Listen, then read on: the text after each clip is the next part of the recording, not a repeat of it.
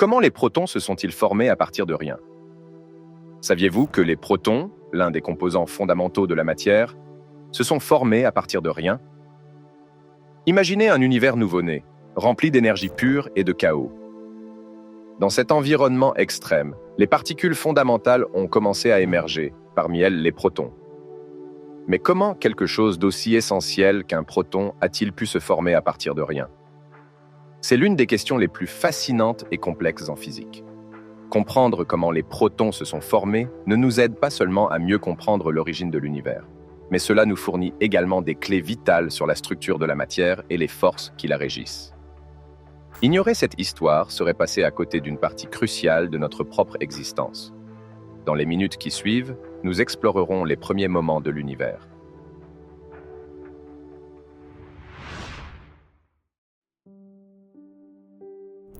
L'univers est une œuvre maîtresse expansive et complexe qui comprend toutes les planètes, les étoiles, les galaxies et tout l'espace-temps, ainsi que l'énergie et la matière qu'il contient. Les scientifiques estiment que son âge est d'environ 13 milliards 800 millions d'années, un chiffre obtenu en observant le rayonnement de fond cosmique micro-ondes. La trame de l'univers n'est pas statique, elle est en expansion constante, un concept issu de la théorie du Big Bang, qui postule que l'univers a commencé comme une singularité et s'est étendu depuis. Cette expansion défie la perception humaine de l'infinité et de l'espace fini, repoussant les limites de ce que nous comprenons du cosmos. Le concept de matière noire et d'énergie noire complique encore notre compréhension, car ces forces invisibles constituent environ 95% de l'univers total, dictant sa structure et son évolution future. À travers la lentille de la cosmologie, l'étude scientifique de l'origine, de la structure et de la dynamique de l'univers, l'humanité cherche à percer les mystères qui sont au-delà de notre compréhension actuelle.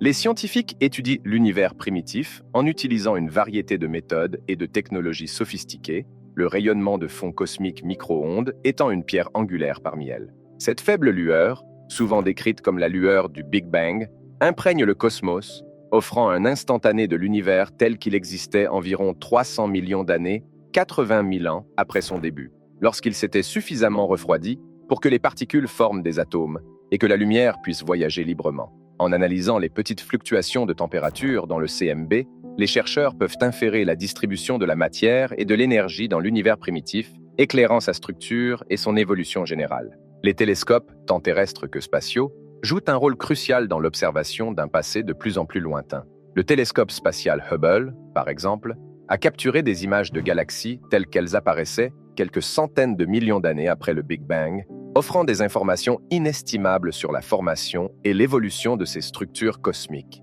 Le prochain télescope spatial James Webb promet des vues encore plus profondes dans l'histoire de l'univers, observant potentiellement les premières galaxies et étoiles. Un autre outil crucial dans l'arsenal cosmologique est la simulation informatique. Avec les lois de la physique comme fondement, ces simulations permettent aux scientifiques de recréer les conditions de l'univers primitif à des échelles remarquables, depuis la formation des premiers atomes jusqu'à l'agrégation des galaxies dans le réseau complexe qui remplit le cosmos aujourd'hui. Cette combinaison de données d'observation et de cadres théoriques permet aux scientifiques de reconstruire l'histoire de l'univers, ouvrant la voie à de nouvelles découvertes sur nos origines cosmiques et notre destin. Dans l'univers, 4 forces fondamentales agissent comme des tisserands, façonnant le cosmos et tout ce qu'il contient. Ces forces régissent les interactions entre les particules et soutiennent la vaste complexité du monde naturel. Tout d'abord, nous avons la gravité, la force la plus familière mais la plus faible, qui régit l'attraction entre les objets ayant une masse. De la chute d'une pomme à l'orbite des planètes autour des étoiles, l'étendue de la gravité est immense, sculptant la structure de l'univers aux échelles les plus grandes. Ensuite, la force électromagnétique, responsable des interactions entre les particules chargées. Cette force permet aux atomes de se lier en molécules, crée la lumière que nous voyons et alimente l'électricité et le magnétisme qui sont fondamentaux pour une grande partie de la technologie moderne. La force nucléaire forte maintient le noyau d'un atome ensemble, surpassant la répulsion électromagnétique entre les protons positifs pour lier les nucléons dans l'étreinte serrée des noyaux atomiques. C'est la plus forte des forces, mais elle opère à la plus courte portée, confinée au noyau lui-même. Enfin, la force nucléaire faible est responsable de la désintégration radioactive et des réactions nucléaires qui alimentent les étoiles. Elle joue un rôle crucial dans les processus nucléaires qui synthétisent les éléments et permettent au Soleil de briller, alimentant la vie sur Terre. Ces forces, chacune distincte dans sa portée et sa puissance, tissent ensemble le tissu complexe de l'univers, des plus petites particules aux plus grandes structures du cosmos. Leur interaction et leur équilibre sont cruciaux pour la structure et l'évolution de tout ce que nous observons, offrant un regard convaincant sur les principes fondamentaux qui régissent notre réalité. La physique des particules est la branche de la science qui explore le royaume des plus petits blocs de construction connus de l'univers et les forces qui régissent leurs interactions. Elle explore les particules fondamentales, comme les quarks, qui se combinent pour former des protons et des neutrons, les leptons, qui incluent les électrons et les neutrinos, et les particules médiatrices, ou bosons, qui interviennent dans les 4 forces fondamentales de la nature. Cette discipline cherche à répondre à des questions profondes sur la nature et l'origine de la masse, la structure de l'espace et du temps, et l'unification des forces qui façonnent le cosmos. Au cœur de la physique des particules se trouve le modèle standard, une théorie développée au cours de la seconde moitié du XXe siècle. Ce modèle décrit les interactions électromagnétiques, nucléaires faibles et fortes, expliquant avec succès une vaste gamme de résultats expérimentaux et l'existence de diverses particules. Cependant, il n'incorpore pas la force gravitationnelle décrite par la théorie générale de la relativité, ce qui reste l'un des plus grands défis de la physique théorique. Les expériences en physique des particules impliquent souvent des accélérateurs qui propulsent les particules à haute énergie avant de les faire entrer en collision, reproduisant brièvement des conditions similaires à celles qui existaient juste après le Big Bang. Les détecteurs capturent les conséquences de ces collisions, permettant aux scientifiques d'étudier les propriétés des particules et les forces en jeu.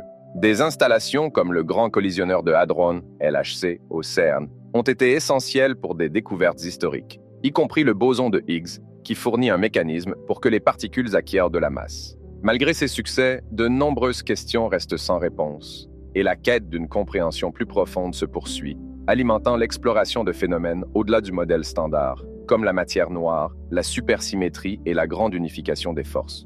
Grâce à la physique des particules, nous nous rapprochons de la compréhension des principes fondamentaux qui régissent l'univers, révélant l'architecture exquise du cosmos à son niveau le plus fondamental. La physique des particules offre une lentille essentielle à travers laquelle on peut comprendre les complexités de l'univers, expliquant non seulement de quoi l'univers est fait, mais aussi comment il fonctionne à son niveau le plus fondamental. Au cœur de cette exploration se trouve le modèle standard de la physique des particules, une théorie robuste qui catégorise toutes les particules fondamentales connues en quarks, leptons et bosons et décrit 3 des 4 forces fondamentales, omettant la gravité. Grâce au modèle standard, les scientifiques peuvent expliquer une pléthore de phénomènes, du comportement des atomes aux processus qui alimentent le Soleil et les autres étoiles. L'une des contributions les plus significatives de la physique des particules à notre compréhension de l'univers est l'explication de l'origine de la masse. Le boson de Higgs, parfois appelé la particule de Dieu, découvert en 2012 au Grand Collisionneur de Hadron, interagit avec d'autres particules pour leur donner de la masse, un phénomène sans lequel l'univers serait un endroit très différent, incapable de former des atomes, des molécules ou quoi que ce soit d'autre. La physique des particules plonge dans l'univers primitif, fournissant des informations sur les premiers instants après le Big Bang, où les températures et les énergies étaient si élevées que les 4 forces fondamentales étaient unifiées. En explorant ces conditions extrêmes, les physiciens des particules étudient la rupture de symétrie, un processus qui pourrait expliquer comment ces forces ont acquis leurs caractéristiques distinctes à mesure que l'univers se refroidissait et s'étendait.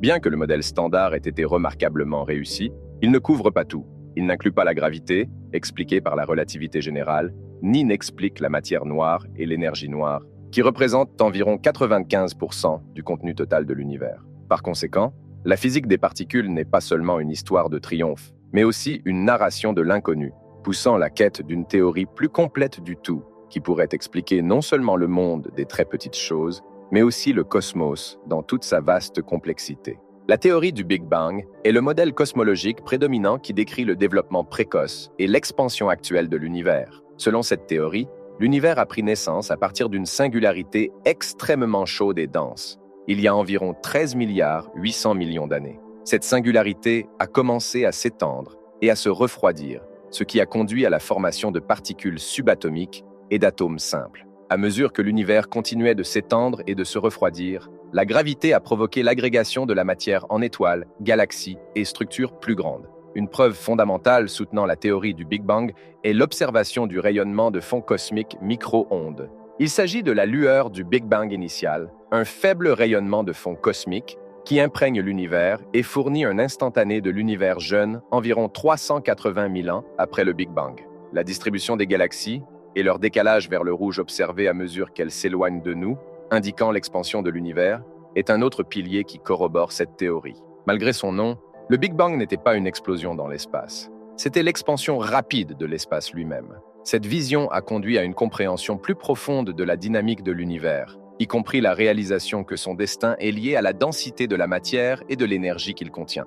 La théorie du Big Bang n'explique pas ce qui a précédé la singularité ni la cause de l'expansion, laissant beaucoup de place à la spéculation et à l'étude supplémentaire en cosmologie. Son élégance réside dans sa capacité à unifier un large éventail d'observations astronomiques en un cadre cohérent de l'évolution de l'univers, depuis un état chaud et dense jusqu'au vaste et complexe cosmos que nous observons aujourd'hui. Le Big Bang a conduit à l'expansion de l'univers à travers une inflation rapide initiale, un concept qui comble le fossé entre la singularité et le cosmos structuré et vaste que nous observons aujourd'hui. Contrairement à une explosion dans un espace préexistant, le Big Bang a marqué la création et l'expansion simultanée de l'espace lui-même. Dans les premières fractions de seconde, infiniment petites, l'univers s'est étendu de manière exponentielle d'un point de densité et de température presque infinie à une taille considérablement plus grande. Cette période rapide d'inflation a établi la structure à grande échelle de l'univers, étirant toute irrégularité initiale et laissant l'univers remarquablement lisse et homogène à grande échelle. À mesure que l'univers s'étendait, il se refroidissait, permettant à l'énergie de se transformer en diverses particules subatomiques, y compris des électrons, des neutrons et des protons, dans des processus détaillés par le modèle standard de la physique des particules.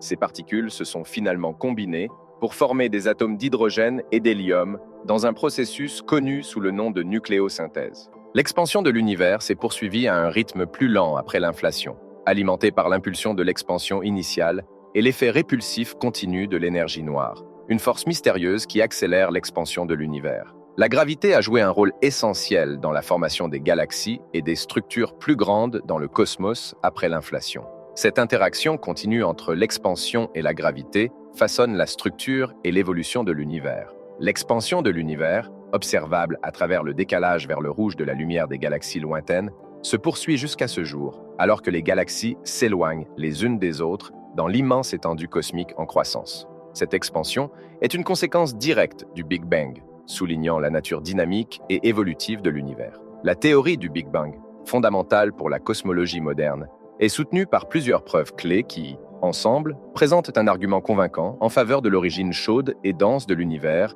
et de son expansion ultérieure. Tout d'abord, le rayonnement de fond cosmique micro-ondes sert de pilier crucial qui soutient la théorie du Big Bang. Découverte accidentellement en 1965 par Arno Penzias et Robert Wilson, la CMB est une faible lueur de rayonnement qui remplit l'univers, agissant comme un vestige de son enfance chaude et dense. Ce rayonnement est remarquablement uniforme dans toutes les directions, mais des observations détaillées ont révélé de petites fluctuations qui correspondent à la distribution précoce de la matière dans l'univers. La CMB indique directement l'état de l'univers environ 380 000 ans après le Big Bang, lorsqu'il s'était suffisamment refroidi pour que les électrons et les protons se combinent en atomes neutres, permettant à la lumière de voyager librement. Une autre preuve provient de l'observation de l'expansion de l'univers. En 1929, Edwin Hubble a observé que les galaxies lointaines s'éloignent de nous à une vitesse proportionnelle à leur distance. Ce décalage vers le rouge de la lumière des galaxies est cohérent avec un univers qui s'est étendu à partir d'un état initialement chaud et dense. Si l'univers s'étend, il devait être plus petit, plus chaud et plus dense dans le passé, comme le prédit la théorie du Big Bang. De plus, l'abondance d'éléments légers fournit une preuve corroborative pour le Big Bang. La théorie prédit que dans les premières minutes après le Big Bang, les conditions étaient propices à la fusion nucléaire, ce qui a conduit à la formation d'hydrogène, d'hélium et de traces de lithium dans des proportions qui dépendent de la densité de l'univers à ce moment-là.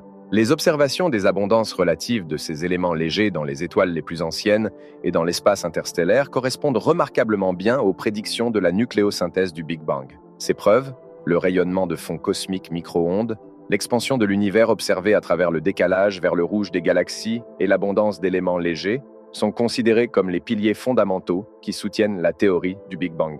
Ensemble, elles offrent une explication cohérente et globale de l'origine de l'univers. de son évolution sur 13,8 milliards d'années et de sa structure et composition actuelle. Les conditions immédiatement après le Big Bang étaient inimaginablement chaudes et denses, à tel point que nous ne pouvons les observer directement aujourd'hui. Initialement, l'univers était dans un état où les températures étaient si élevées que les particules de matière et d'antimatière étaient créées et annihilées à parts égales. Cette phase extrêmement énergétique signifiait que l'univers était rempli d'un plasma de quarks et de gluons, un état de la matière où les quarks, qui composent généralement les protons et les neutrons, et les gluons, les particules qui portent la force forte qui lie les quarks, étaient libres et non confinés à l'intérieur de particules comme les protons et les neutrons. À mesure que l'univers s'étendait, il se refroidissait rapidement en franchissant plusieurs seuils de température qui ont entraîné des changements significatifs dans sa composition. Environ un microseconde après le Big Bang, l'univers s'était suffisamment refroidi pour que les quarks et les gluons se combinent en protons et neutrons.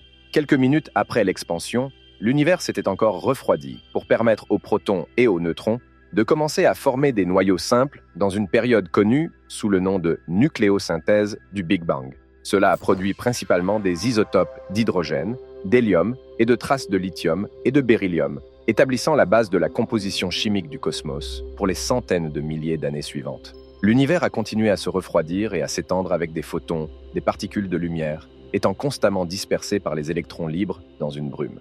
Environ 380 000 ans après le Big Bang, l'univers s'était refroidi à environ 3000 Kelvin, permettant aux électrons de se combiner avec les noyaux pour former les premiers atomes neutres dans un processus connu sous le nom de recombinaison. Cette libération de photons, qui n'étaient alors plus dispersés par les électrons libres, a donné naissance au rayonnement de fond cosmique micro-ondes, un instantané de l'univers, à ce moment-là est maintenant observable comme une faible lueur qui imprègne le cosmos. Cette ère, après les conditions chaotiques et chaudes du Big Bang, a jeté les bases pour l'évolution de l'univers complexe que nous observons aujourd'hui, avec ses vastes structures de galaxies, d'étoiles et de planètes formées à partir des éléments primordiaux créés dans ses premiers instants. Immédiatement après le Big Bang, l'univers était dans un état dense et chaud, où les niveaux d'énergie étaient si élevés que les particules et leurs antiparticules étaient continuellement créées et annihilées.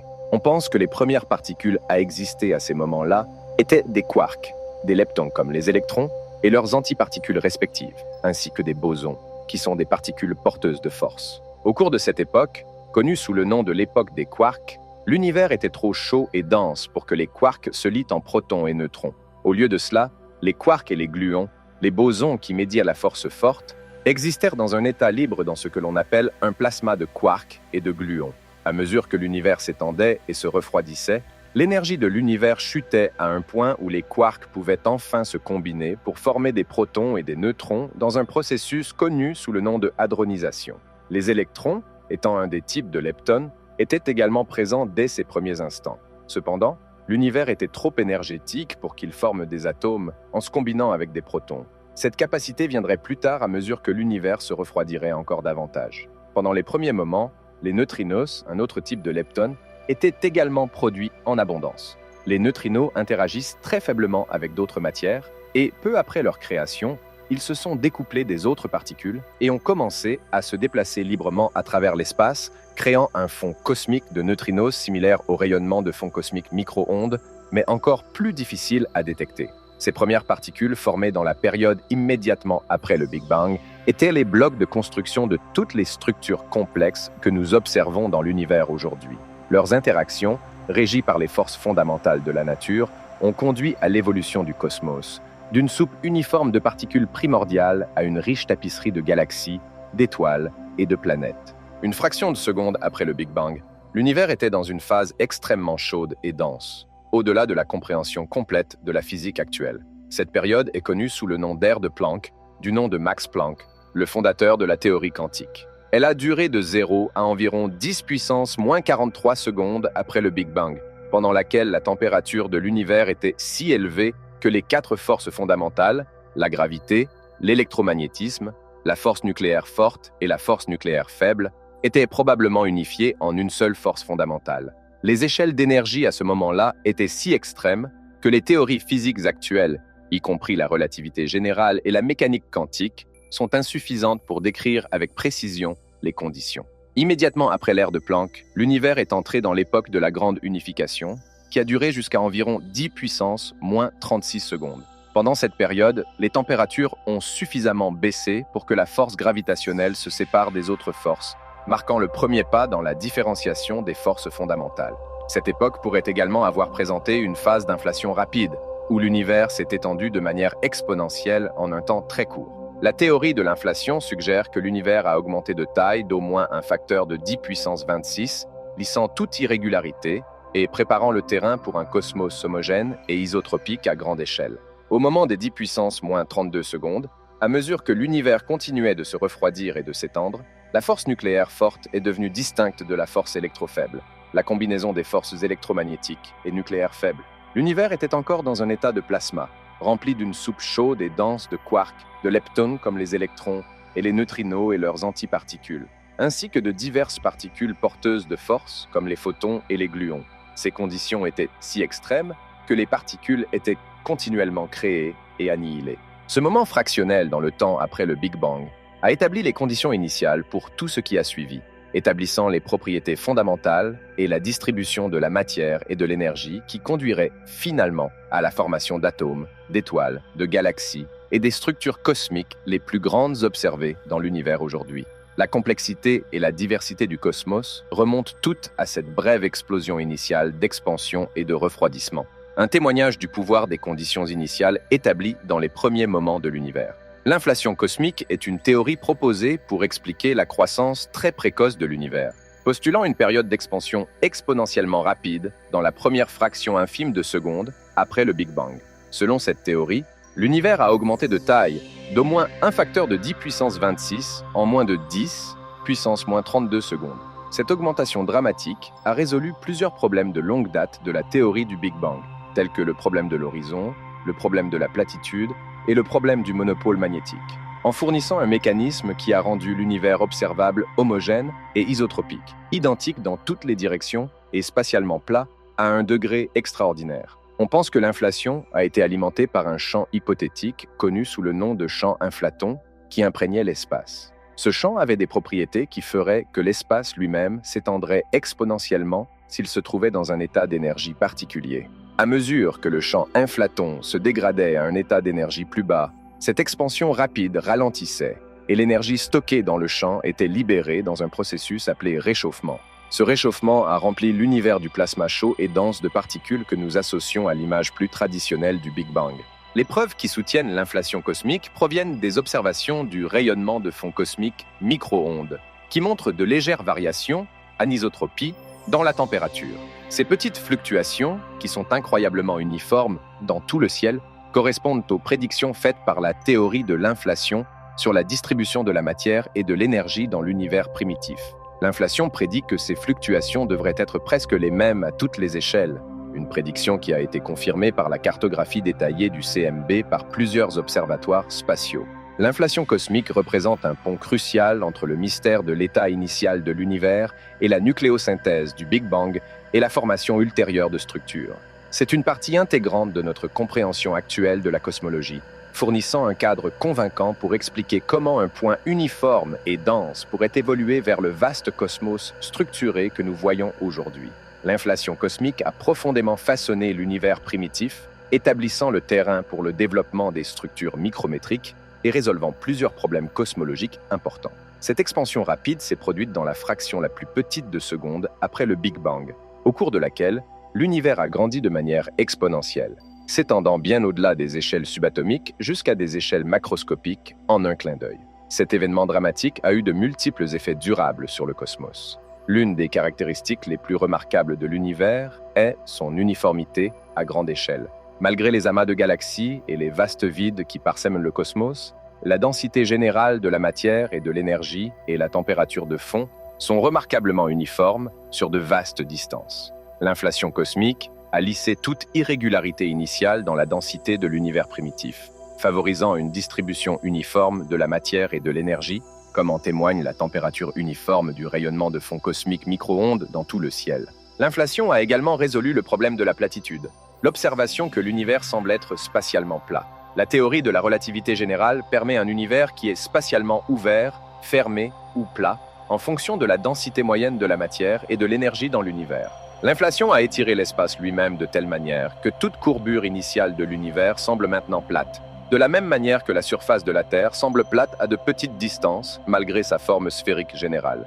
Les fluctuations quantiques dans le champ inflaton pendant l'inflation ont été étirées à des échelles cosmiques, semant les légères variations de densité qui croîtraient ensuite sous l'influence de la gravité pour former des galaxies, des étoiles et d'autres structures à grande échelle.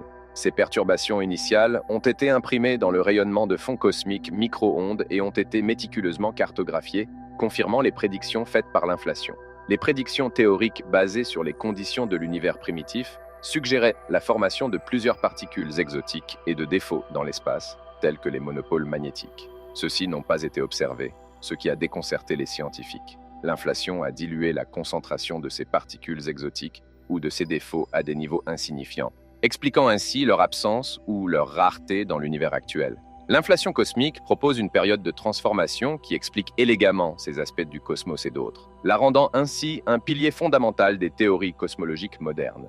L'expansion rapide a effectivement établi les conditions initiales à partir desquelles l'univers structuré, dynamique et complexe que nous observons aujourd'hui pourrait évoluer. L'époque des quarks représente une étape dans l'univers primitif qui a suivi l'époque de Planck, existant approximativement de 10 puissance moins 12 secondes à 10 puissance moins 6 secondes après le Big Bang. Pendant cette ère, l'univers était rempli d'une soupe chaude et dense connue sous le nom de plasma de quarks et de gluons, températures extrêmes et formation des quarks. Les températures étaient si extrêmes, oscillant entre environ 10 puissance 12 et 10 puissance 15 Kelvin, que les quarks, particules fondamentales constituant les protons et les neutrons, ne pouvaient pas se lier en raison des niveaux élevés d'énergie. Ils existaient donc dans un état libre, accompagnés de leurs particules porteuses de force, les gluons. À cette époque, l'univers était encore trop chaud et dense pour permettre la formation de noyaux atomiques, et encore moins d'atomes. Les interactions prédominantes se faisaient entre quarks, gluons, leptons comme les électrons et les neutrinos, ainsi que leurs antiparticules respectives, avec ces particules continuellement créées et annihilées par paires.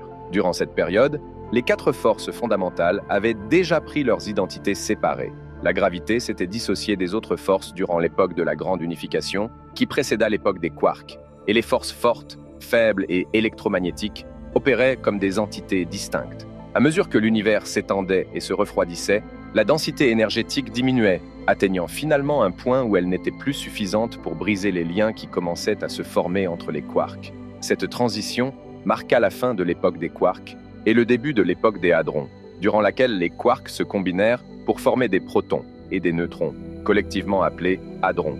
Cette phase critique posa les fondations pour les époques suivantes de l'évolution cosmique, menant à la synthèse des noyaux atomiques simples et à la formation d'atomes neutres, établissant les éléments chimiques fondamentaux qui peupleraient l'univers. L'univers en expansion est l'époque du Big Bang. Pendant l'enfance de l'univers, une période connue sous le nom de Big Bang, les conditions de température et de densité subirent des changements dramatiques qui sont essentiels à notre compréhension actuelle de la cosmologie. Initialement, juste après le Big Bang, qui se serait produit il y a environ 13 milliards 800 millions d'années, l'univers était dans un état de chaleur et de densité extrême, bien au-delà de tout ce que nous pouvons expérimenter ou recréer sur Terre. Les températures atteignaient des milliards de degrés, condition qui permit l'unification des quatre forces fondamentales de la nature.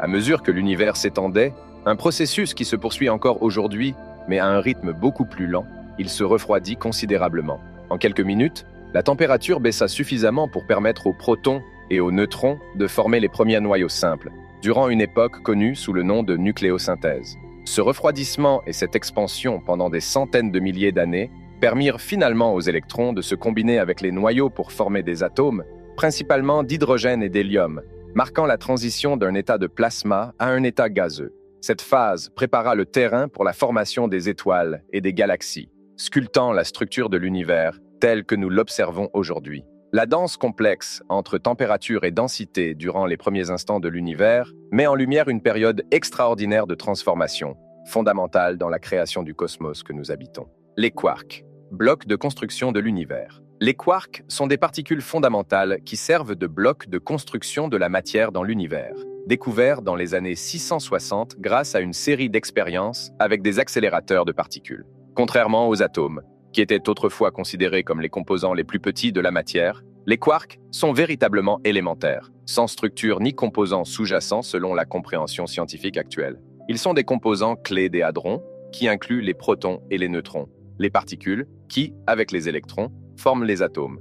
Les quarks existent sous 6 formes appelées saveurs: haut, bas, charme, étrange, sommet et fond, chacune avec des propriétés uniques. Par exemple, un proton est composé de 2 quarks hauts et d'un quark bas, tandis qu'un neutron consiste en un quark haut et 2 quarks bas. L'un des aspects les plus intrigants des quarks est la force qui les maintient ensemble, la force nucléaire forte, médiée par des particules connues sous le nom de gluons. Cette force est si puissante qu'elle confine effectivement les quarks à l'intérieur des hadrons. Ils ne peuvent pas exister indépendamment, mais se trouvent toujours en combinaison. Ce phénomène, connu sous le nom de confinement des quarks, défie la capacité des scientifiques à observer directement les quarks individuels, leur présence et leurs propriétés étant déduites d'expériences à haute énergie.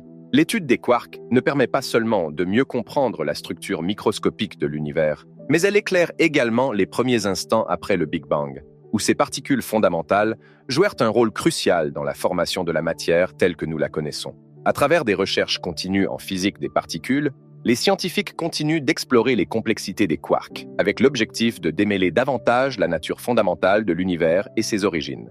L'époque des quarks et l'évolution cosmique. Dans l'univers primordial, la formation des quarks fut un événement fondamental qui eut lieu peu après le Big Bang, durant une période connue sous le nom d'époque des quarks. Cette époque se déroula environ 10 puissance moins 12 secondes, soit 1 billionième de seconde après le début de l'expansion de l'univers, et se caractérise par un univers rempli d'une soupe chaude et dense de quarks, gluons et autres particules élémentaires. À ce stade, la température de l'univers était inimaginablement élevée, de l'ordre de 10 puissance 12 Kelvin, une condition qui permettait aux quarks et aux gluons d'exister librement dans ce qu'on appelle un plasma de quarks et gluons.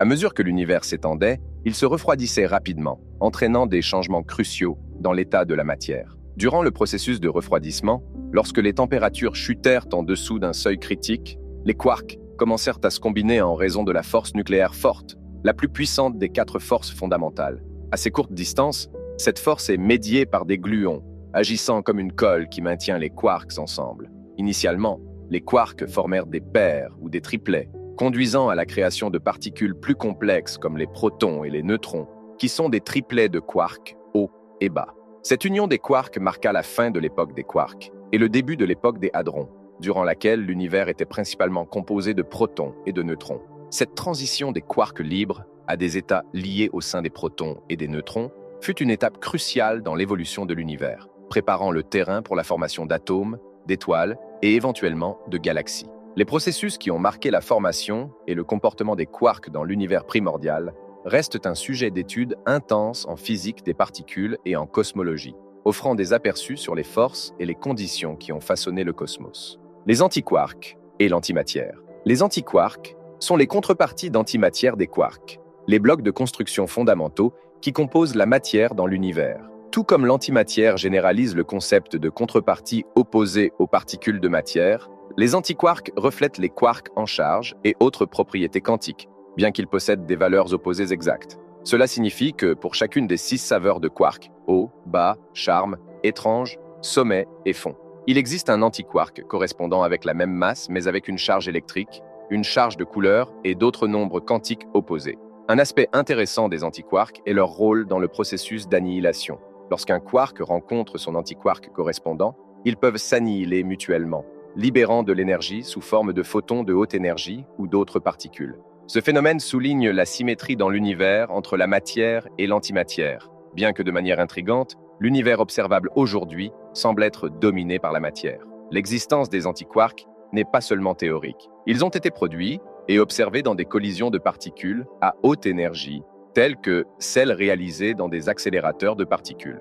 Ces expériences recréent des conditions de haute énergie similaires à celles du jeune univers, permettant aux physiciens d'étudier les propriétés des quarks et des antiquarks, ainsi que la force forte qui régit leurs interactions. Comprendre les antiquarks est crucial pour la physique théorique et expérimentale des particules, contribuant à notre compréhension des principes fondamentaux qui gouvernent la matière et l'antimatière. Leur étude enrichit non seulement notre connaissance des blocs de construction microscopiques de l'univers, mais fournit également des informations sur l'asymétrie entre la matière et l'antimatière, Une énigme centrale en cosmologie sur pourquoi l'univers est composé principalement de matière aujourd'hui.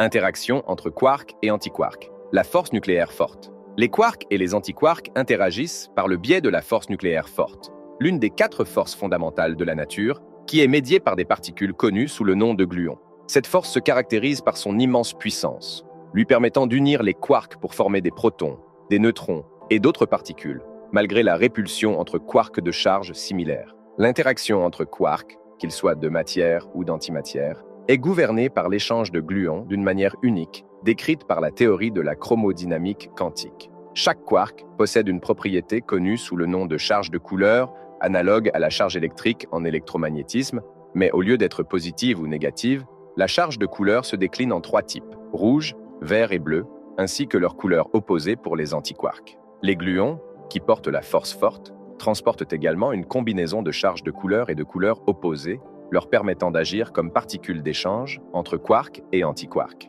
Lorsqu'un gluon est échangé entre un quark et un antiquark, il peut modifier la charge de couleur des particules impliquées, garantissant ainsi que la charge de couleur soit conservée dans le processus. L'un des aspects les plus fascinants de l'interaction entre quarks et antiquarks est le phénomène de confinement. Contrairement à la force électromagnétique, la force forte ne diminue pas à mesure que les quarks s'éloignent les uns des autres. Elle reste constante, voire augmente, confinant ainsi les quarks et les antiquarks à l'intérieur des hadrons, ces particules composées comme les protons et les neutrons. Pour cette raison, les quarks et les antiquarks ne peuvent pas être trouvés isolés, mais toujours liés dans des particules composées. Lorsqu'un quark rencontre un antiquark de la saveur correspondante, ils peuvent s'annihiler mutuellement, convertissant leur masse en énergie, généralement sous forme de photons de haute énergie ou d'autres paires particules-antiparticules. Cette interaction, en plus de souligner la destructivité de la rencontre entre matière et antimatière, met en lumière le riche tissu de force et de particules qui constitue la trame fondamentale de l'univers. Grâce à ces interactions, les quarks et les antiquarks jouent un rôle crucial dans la structure et la dynamique de la matière au niveau le plus fondamental. Le rôle de la force nucléaire forte dans l'univers primitif. La force nucléaire forte, l'une des 4 forces fondamentales de l'univers, joua un rôle crucial dans les premières étapes de la formation des particules après le Big Bang. Cette force est responsable de maintenir les quarks ensemble pour former des protons, des neutrons et d'autres hadrons, et régit les interactions entre ces particules pour produire les noyaux des atomes. Aux températures et densités extrêmement élevées, qui caractérisaient les premiers instants de l'univers, la force forte fut cruciale dans la transition d'un plasma de quarks et de gluons. Un état où les quarks et les gluons étaient libres et vagabondaient, à une phase où les quarks commencèrent à se combiner dans les particules composées qui constituent la matière que nous observons aujourd'hui. Pendant les premiers microsecondes après le Big Bang, l'univers commença à se refroidir à partir de ces températures initialement extrêmement élevées. À mesure qu'il se refroidissait, la force forte commença à s'imposer, provoquant l'union des quarks pour former des protons et des neutrons, un processus connu sous le nom de hadronisation. Ce fut une étape cruciale dans la formation de la matière, car les protons et les neutrons sont les blocs de construction des noyaux atomiques. La force forte assura que ces particules restent unies malgré la haute énergie cinétique qui aurait normalement séparé les particules de charge similaires. Par la suite, à mesure que l'univers continuait à s'étendre et à se refroidir, les protons et les neutrons commencèrent à se combiner sous l'influence de la force forte pour former les noyaux des éléments les plus simples, comme l'hydrogène, l'hélium et des traces de lithium, à travers le processus de nucléosynthèse. Cette période marqua la transition de l'univers d'une soupe de particules dominée par des quarks et des gluons individuels à un état où la matière commença à prendre une forme plus familière, préparant le terrain pour la formation d'atomes, de molécules, d'étoiles et de galaxies. La force forte, avec ses propriétés uniques de confinement et de liberté asymptotique, ce qui signifie qu'elle devient plus forte à mesure que les quarks s'éloignent et plus faible à mesure qu'ils se rapprochent, fut essentielle non seulement pour la cohésion des quarks dans des particules composées, mais aussi pour la synthèse des premiers noyaux. Sans la force forte, l'univers serait resté une nuée diffuse de quarks et de leptons non liés, sans la complexité et la structure que nous observons aujourd'hui. À travers son rôle dans la formation précoce des particules, la force forte fut instrumentale dans la configuration de l'évolution de l'univers depuis les premiers instants après le Big Bang. De plus, l'abondance d'éléments légers fournit une preuve corroborative pour le Big Bang. La théorie prédit que dans les premières minutes après le Big Bang, les conditions étaient propices à la fusion nucléaire. ce qui a conduit à la formation d'hydrogène, d'hélium et de traces de lithium dans des proportions qui dépendent de la densité de l'univers à ce moment-là. Les observations des abondances relatives de ces éléments légers dans les étoiles les plus anciennes et dans l'espace interstellaire correspondent remarquablement bien aux prédictions de la nucléosynthèse du Big Bang. Ces preuves, le rayonnement de fond cosmique micro-ondes, l'expansion de l'univers observée à travers le décalage vers le rouge des galaxies et l'abondance d'éléments légers, sont considérées comme les piliers fondamentaux qui soutiennent la théorie du Big Bang. Ensemble, elles offrent une explication cohérente et globale de l'origine de l'univers, de son évolution sur 13 milliards 800 millions d'années et de sa structure et composition actuelle. Les conditions immédiatement après le Big Bang étaient inimaginablement chaudes et denses, à tel point que nous ne pouvons les observer directement aujourd'hui. Initialement, l'univers était dans un état où les températures étaient si élevées que les particules de matière et d'antimatière étaient créées et annihilées à parts égales.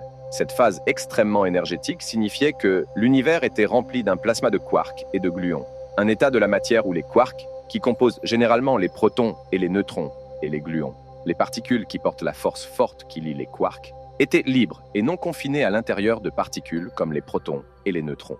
Fluctuations quantiques et formation des particules. Les fluctuations quantiques jouèrent un rôle crucial dans la formation de la structure à grande échelle de l'univers primitif. Pendant la période d'inflation cosmique, une expansion rapide de l'univers qui aurait eu lieu quelques fractions de seconde après le Big Bang, ces fluctuations subatomiques furent amplifiées à des échelles macroscopiques à mesure que l'univers s'étendait. Les régions qui étaient légèrement plus denses que leurs environs en raison des fluctuations quantiques commencèrent à attirer davantage de matière sous l'influence de la gravité. Ce processus amplifia progressivement les petites irrégularités initiales en un vaste réseau cosmique de galaxies et d'amas de galaxies que nous observons aujourd'hui. Le modèle inflationnaire prédit que ces fluctuations quantiques sont les graines des variations de température dans le rayonnement cosmique de fond de micro-ondes, la lueur du Big Bang, qui fournit un instantané de l'univers environ 380 000 ans après son début. Les observations du CMB par des satellites comme COBE, WMAP et Planck ont révélé de petites fluctuations de température compatibles avec les prédictions de la théorie quantique et de l'inflation. Ces fluctuations correspondent à des régions de densité légèrement différentes, soutenant l'idée que les fluctuations quantiques dans l'univers primitif ont établi le plan fondamental pour la formation de structures cosmiques. De plus, l'influence des fluctuations quantiques durant l'inflation implique que les propriétés de l'univers à la plus grande échelle sont déterminées par des événements à l'échelle quantique, reliant les domaines de la mécanique quantique et de la relativité générale. Cette interaction entre les plus petites et les plus grandes échelles de l'univers démontre comment les fluctuations quantiques, durant les premiers moments de l'univers, ont laissé une empreinte indélébile sur la structure du cosmos, influençant la distribution des galaxies et l'évolution de l'univers lui-même. Les fluctuations quantiques ne se contentent pas de jouer un rôle indirect, elles peuvent effectivement conduire à la création de particules, un phénomène fascinant basé sur les principes de la théorie des champs quantiques. Selon cette théorie, même ce que nous considérons comme un vide dans l'espace n'est pas vide, mais rempli de champs fluctuants qui représentent chaque type de particules. Ces fluctuations peuvent créer momentanément des paires de particules et d'antiparticules à partir de rien, à condition de respecter le principe d'incertitude de Heisenberg, qui permet l'apparition temporaire d'énergie sous forme de particules tant qu'elle disparaît suffisamment vite pour ne pas violer les lois de conservation de l'énergie sur des échelles de temps observables.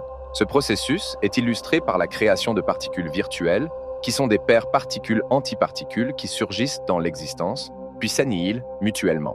Bien que ces particules ne puissent être observées directement en raison de leur nature éphémère, leurs effets indirects peuvent être détectés et ont des conséquences physiques significatives. L'un des exemples les plus notables d'un tel effet est le rayonnement de Hawking autour des trous noirs. Selon la théorie novatrice de Stephen Hawking, les fluctuations quantiques près de l'horizon des événements d'un trou noir peuvent entraîner la capture d'une particule du couple par le trou noir, tandis que l'autre s'échappe sous forme de rayonnement, ce qui entraîne une perte de masse du trou noir avec le temps.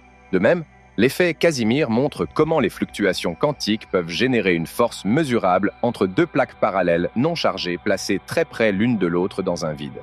La densité d'énergie des particules virtuelles fluctue entre les plaques et en dehors de celles-ci, créant une pression qui pousse les plaques ensemble. Cela est une conséquence directe des limitations sur les longueurs d'onde des particules virtuelles qui peuvent exister entre les plaques par rapport à celles qui peuvent exister en dehors de celles-ci, modifiant ainsi l'énergie du vide dans ces régions. Ainsi, les fluctuations quantiques ne se contentent pas de créer des particules, Elles révèlent également la nature dynamique du vide quantique et les connexions profondes entre les forces qui gouvernent l'univers, à la fois à des échelles microscopiques et cosmiques. Les fluctuations quantiques jouent également un rôle crucial dans la formation des protons, reliant les principes fondamentaux de la mécanique quantique aux structures complexes du modèle standard de la physique des particules. Les protons sont des particules composées de 3 quarks, 2 quarks hauts et un quark bas, maintenus ensemble par la force nucléaire forte médiée par les gluons. L'histoire de la formation des protons, influencée par les fluctuations quantiques, commence dans l'univers primitif peu après le Big Bang. Durant l'époque des quarks, l'univers était suffisamment dense et énergétique pour que les quarks, les gluons et leurs antiparticules correspondantes soient produits librement à partir de l'énergie présente grâce aux fluctuations quantiques. Ces fluctuations sont des transitions dans les niveaux d'énergie au sein des champs quantiques, qui peuvent créer momentanément des paires de particules et d'antiparticules. Dans l'intense chaleur de l'univers primitif, cela signifiait une soupe de quarks, d'antiquarks et de gluons apparaissant et disparaissant constamment. À mesure que l'univers s'étendit et se refroidit, il atteignit un point où il ne faisait plus suffisamment chaud ou dense pour soutenir ces fluctuations de manière à permettre aux quarks et aux antiquarks d'exister librement. Les quarks survivants commencèrent à se regrouper pour former des combinaisons stables en raison de la force forte. Cette force, régie par la chromodynamique quantique, prospère grâce à l'énergie de ces fluctuations quantiques, l'utilisant pour lier les quarks en protons et en neutrons. Cet aspect quantique souligne le fait non intuitif que même ce que nous considérons comme le vide de l'espace est un chaudron bouillonnant d'énergie potentielle, capable d'influencer la formation de la matière. Les protons, formés à cette époque précoce, sont restés stables pendant des milliards d'années, finissant par devenir une partie des noyaux atomiques qui composent les éléments chimiques de l'univers. L'influence indirecte des fluctuations quantiques dans ce processus illustre l'interconnexion de la mécanique quantique et de la physique des particules, montrant comment les lois qui régissent les plus petites échelles de l'univers ont un impact sur la structure et la stabilité de la matière à travers des échelles de temps cosmiques. Le refroidissement de l'univers et son rôle dans l'évolution cosmique. Le refroidissement de l'univers est fondamentalement lié à son expansion. Un processus qui a commencé avec le Big Bang il y a environ 13 milliards 800 millions d'années. Selon les théories cosmologiques, l'état initial de l'univers était un point extrêmement chaud et dense. À mesure que l'univers s'étendait, l'espace entre les particules augmentait également, entraînant une diminution de la densité énergétique et de la température au fil du temps. Ce processus de refroidissement peut être compris de manière analogue au comportement des gaz en thermodynamique. Lorsqu'un gaz se dilate, il effectue un travail contre son environnement et perd de l'énergie dans le processus, ce qui entraîne une diminution de la température. Dans le cas de l'univers, à mesure que l'espace lui-même s'étendait, la longueur d'onde du rayonnement qui remplissait l'univers s'allongeait également. Cet allongement des longueurs d'onde correspond à un déplacement vers l'extrémité rouge du spectre électromagnétique, ce qui signifie une diminution de l'énergie ou un refroidissement. Pendant les premiers moments après le Big Bang, l'univers était si chaud que les particules de matière et d'antimatière se créaient et s'annihilaient par paires continuellement. Cependant, à mesure que l'univers s'étendit et se refroidit, il atteignit finalement une température où ces processus de haute énergie ne pouvaient plus se produire, conduisant à une prédominance de la matière sur l'antimatière et à la formation de particules stables telles que les protons et les électrons. Cette période de refroidissement permit également la formation des premiers noyaux dans un processus connu sous le nom de nucléosynthèse, environ 3 minutes après le Big Bang, lorsque l'univers s'était suffisamment refroidi pour que les protons et les neutrons se combinent en noyaux sans être déchirés. Des centaines de milliers d'années plus tard, à mesure que l'expansion et le refroidissement se poursuivaient, l'univers atteignit un état où les électrons pouvaient se lier au noyau pour former des atomes neutres, conduisant à l'époque de la recombinaison. Le refroidissement de l'univers est un processus fondamental qui a joué un rôle critique dans la formation du cosmos, tel que nous le connaissons, facilitant la formation des particules et des structures fondamentales et permettant l'existence de la vie. Ce processus de refroidissement, intrinsèquement lié à l'expansion de l'univers, a déterminé la chronologie d'une série d'étapes cosmologiques qui ont conduit à l'état actuel de l'univers. Initialement, les températures extrêmement élevées de l'univers primitif empêchaient la formation de la matière stable telle que nous la connaissons. Les particules de matière et d'antimatière se créaient et s'annihilaient continuellement dans un environnement de haute énergie. À mesure que l'univers s'étendit et se refroidit, il atteignit un point où ces processus de haute énergie ne pouvaient plus se produire, conduisant à la prédominance de la matière sur l'antimatière et permettant la formation de particules stables telles que les protons et les neutrons. Le refroidissement supplémentaire facilita l'époque de la nucléosynthèse, une brève période où l'univers s'était suffisamment refroidi pour que les protons et les neutrons se combinent en noyaux des éléments les plus légers, principalement l'hydrogène et l'hélium, avec des traces de lithium et de beryllium. Ce processus posa les bases pour la diversité chimique de l'univers. Encore plus significativement, le refroidissement de l'univers conduisit à l'époque de la recombinaison, lorsque les électrons purent se combiner avec les noyaux pour former des atomes neutres. Cet événement réduisit considérablement la diffusion des photons par les électrons libres, permettant à l'univers de devenir transparent pour la première fois. Les photons libérés pendant cette époque forment le rayonnement cosmique de fond de micro-ondes, une fenêtre d'observation cruciale sur l'univers primitif et une preuve fondamentale pour le modèle du Big Bang. À une échelle plus large, le refroidissement de l'univers prépara le terrain pour que les forces gravitationnelles condensent la matière dans les premières étoiles et galaxies. Ces structures synthétisèrent des éléments plus lourds dans leur noyau, contribuant à la complexité chimique nécessaire pour que les planètes émergent et, éventuellement, la vie. En essence, l'importance du refroidissement de l'univers s'étend de la formation des premières particules stables à la facilitation du développement de structures complexes et de la vie. Elle illustre une narrative fondamentale de transformation et de complexité émergente à partir de la simplicité, gouvernée par les lois de la physique et les conditions initiales du cosmos. Le refroidissement de l'univers eut un effet profond sur les interactions des particules, façonnant fondamentalement la transition d'une soupe primordiale de particules élémentaires à la matière structurée qui forme le cosmos aujourd'hui. Dans les conditions extrêmement chaudes et denses, immédiatement après le Big Bang, les particules avaient trop d'énergie pour se lier, conduisant à un état où la matière existait dans un plasma de quarks et de leptons, étant créé et annihilé continuellement. À mesure que l'univers s'étendit, il se refroidit, réduisant l'énergie moyenne des particules. Ce refroidissement eut plusieurs effets clés sur les interactions des particules. Lorsque l'univers se refroidit en dessous d'une certaine température critique, la force nucléaire forte put finalement surmonter l'énergie cinétique des quarks, permettant leur union pour former des nucléons, des protons et des neutrons. Cela marqua la fin de l'époque des quarks et le début de l'époque des hadrons, une transition significative dans l'organisation de la matière. Le refroidissement continu de l'univers prépara le terrain pour la nucléosynthèse, le processus par lequel les premiers noyaux atomiques furent formés. Cela se produisit quelques minutes après le Big Bang, lorsque la température descendit jusqu'au point où les protons et les neutrons purent se combiner pour former les noyaux des éléments les plus légers, sans être déchirés par des photons à haute énergie. Cet air produisit principalement de l'hydrogène, de l'hélium et des traces de lithium et de beryllium. Des centaines de milliers d'années après le Big Bang, l'univers s'était suffisamment refroidi pour que les électrons se lient au noyau pour former des atomes neutres. Cette recombinaison affecta de manière significative les interactions des particules en réduisant considérablement la diffusion des photons. En conséquence, l'univers devint transparent à la radiation, permettant à la lumière de voyager à travers l'espace sans obstacle.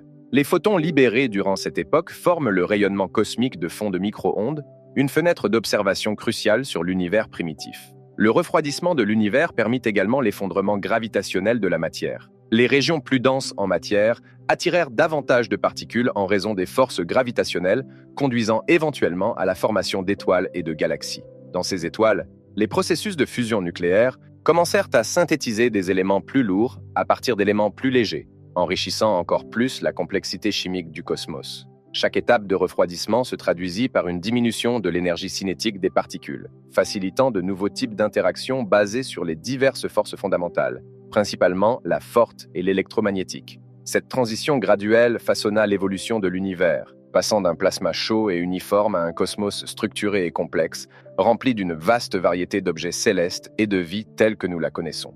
Les quarks commencèrent à se combiner en particules composées comme les protons et les neutrons, connus sous le nom de nucléons, pendant une période appelée l'époque des hadrons.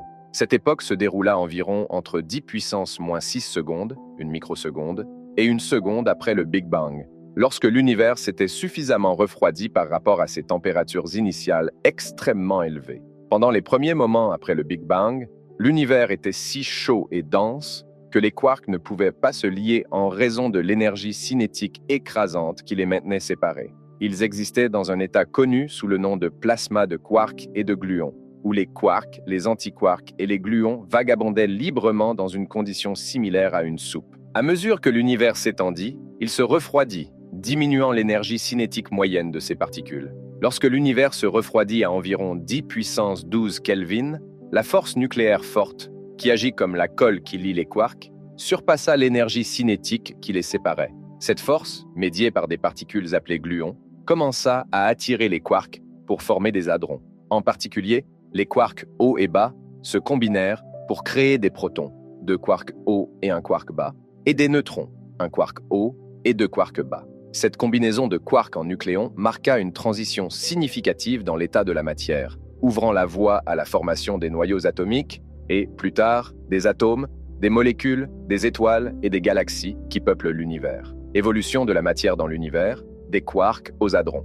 L'époque des hadrons représente une phase critique dans l'univers primitif, posant les bases des processus subséquents tels que la nucléosynthèse, qui a conduit à la création des premiers noyaux atomiques, et, finalement, à la formation des atomes, des étoiles et des galaxies. Un hadron est une particule composite formée de quarks, maintenue ensemble par la force nucléaire forte médiée par les gluons. Classés en 2 grandes familles, les baryons et les mésons, les hadrons sont une partie essentielle du noyau atomique et, par extension, de toute la matière telle que nous la connaissons. Les baryons, qui incluent les protons et les neutrons, sont composés de 3 quarks. Les protons sont formés de 2 quarks hauts et d'un quark bas, tandis que les neutrons sont constitués d'un quark haut et de 2 quarks bas.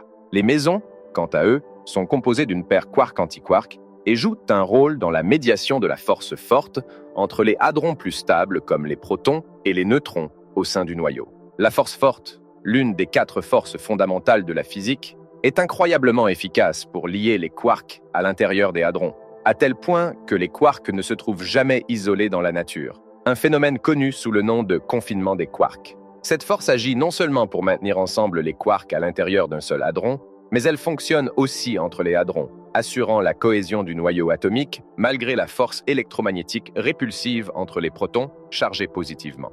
L'étude des hadrons est essentielle en physique des particules, en particulier pour comprendre la force nucléaire forte et le comportement de la matière sous des conditions extrêmes, telles que celles rencontrées dans les étoiles à neutrons ou durant les premiers moments de l'univers, juste après le Big Bang. Les expériences menées dans de grands accélérateurs de particules, comme le Grand Collisionneur de Hadrons, LHC, impliquent la collision de hadrons à des vitesses élevées pour sonder la nature fondamentale de la matière et les forces qui régissent l'univers. Quarks, les éléments constitutifs de l'univers. En plongeant au cœur de la matière, nous découvrons l'univers fascinant des quarks, les particules élémentaires qui servent de blocs de construction à l'univers. Les quarks s'unissent pour former des hadrons, un processus fondamental pour comprendre la structure de la matière. Il existe 6 types de quarks, connus de manière amusante sous les noms de haut, bas, charme, étrange, sommet et fond. Les forces qui unissent les quarks sont régies par la force nucléaire forte, l'une des 4 forces fondamentales de la nature. Cette force est médiée par des particules appelées gluons. Les hadrons peuvent être classés en 2 familles principales. Les baryons, qui incluent les protons et les neutrons, composés de 3 quarks, et les mésons, composés d'une paire quark-antiquark. La combinaison de quarks pour former des hadrons ne se fait pas au hasard, mais suit des règles spécifiques dictées par la chromodynamique quantique, la théorie qui décrit les interactions de la force forte entre quarks et gluons. Cette danse complexe de particules, guidée par les lois de la physique, façonne l'ossature invisible de notre univers, du noyau d'un atome au cœur d'une étoile à neutrons. Différence entre baryons et mésons, rôles et compositions. La distinction entre les baryons et les mésons met en lumière la diversité des particules qui composent notre univers. En essence, les 2 appartiennent à la famille des particules connues sous le nom de hadrons, qui sont des états liés de quarks maintenus ensemble par la force nucléaire forte. La différence réside dans leur composition et les propriétés résultantes qu'ils exhibent.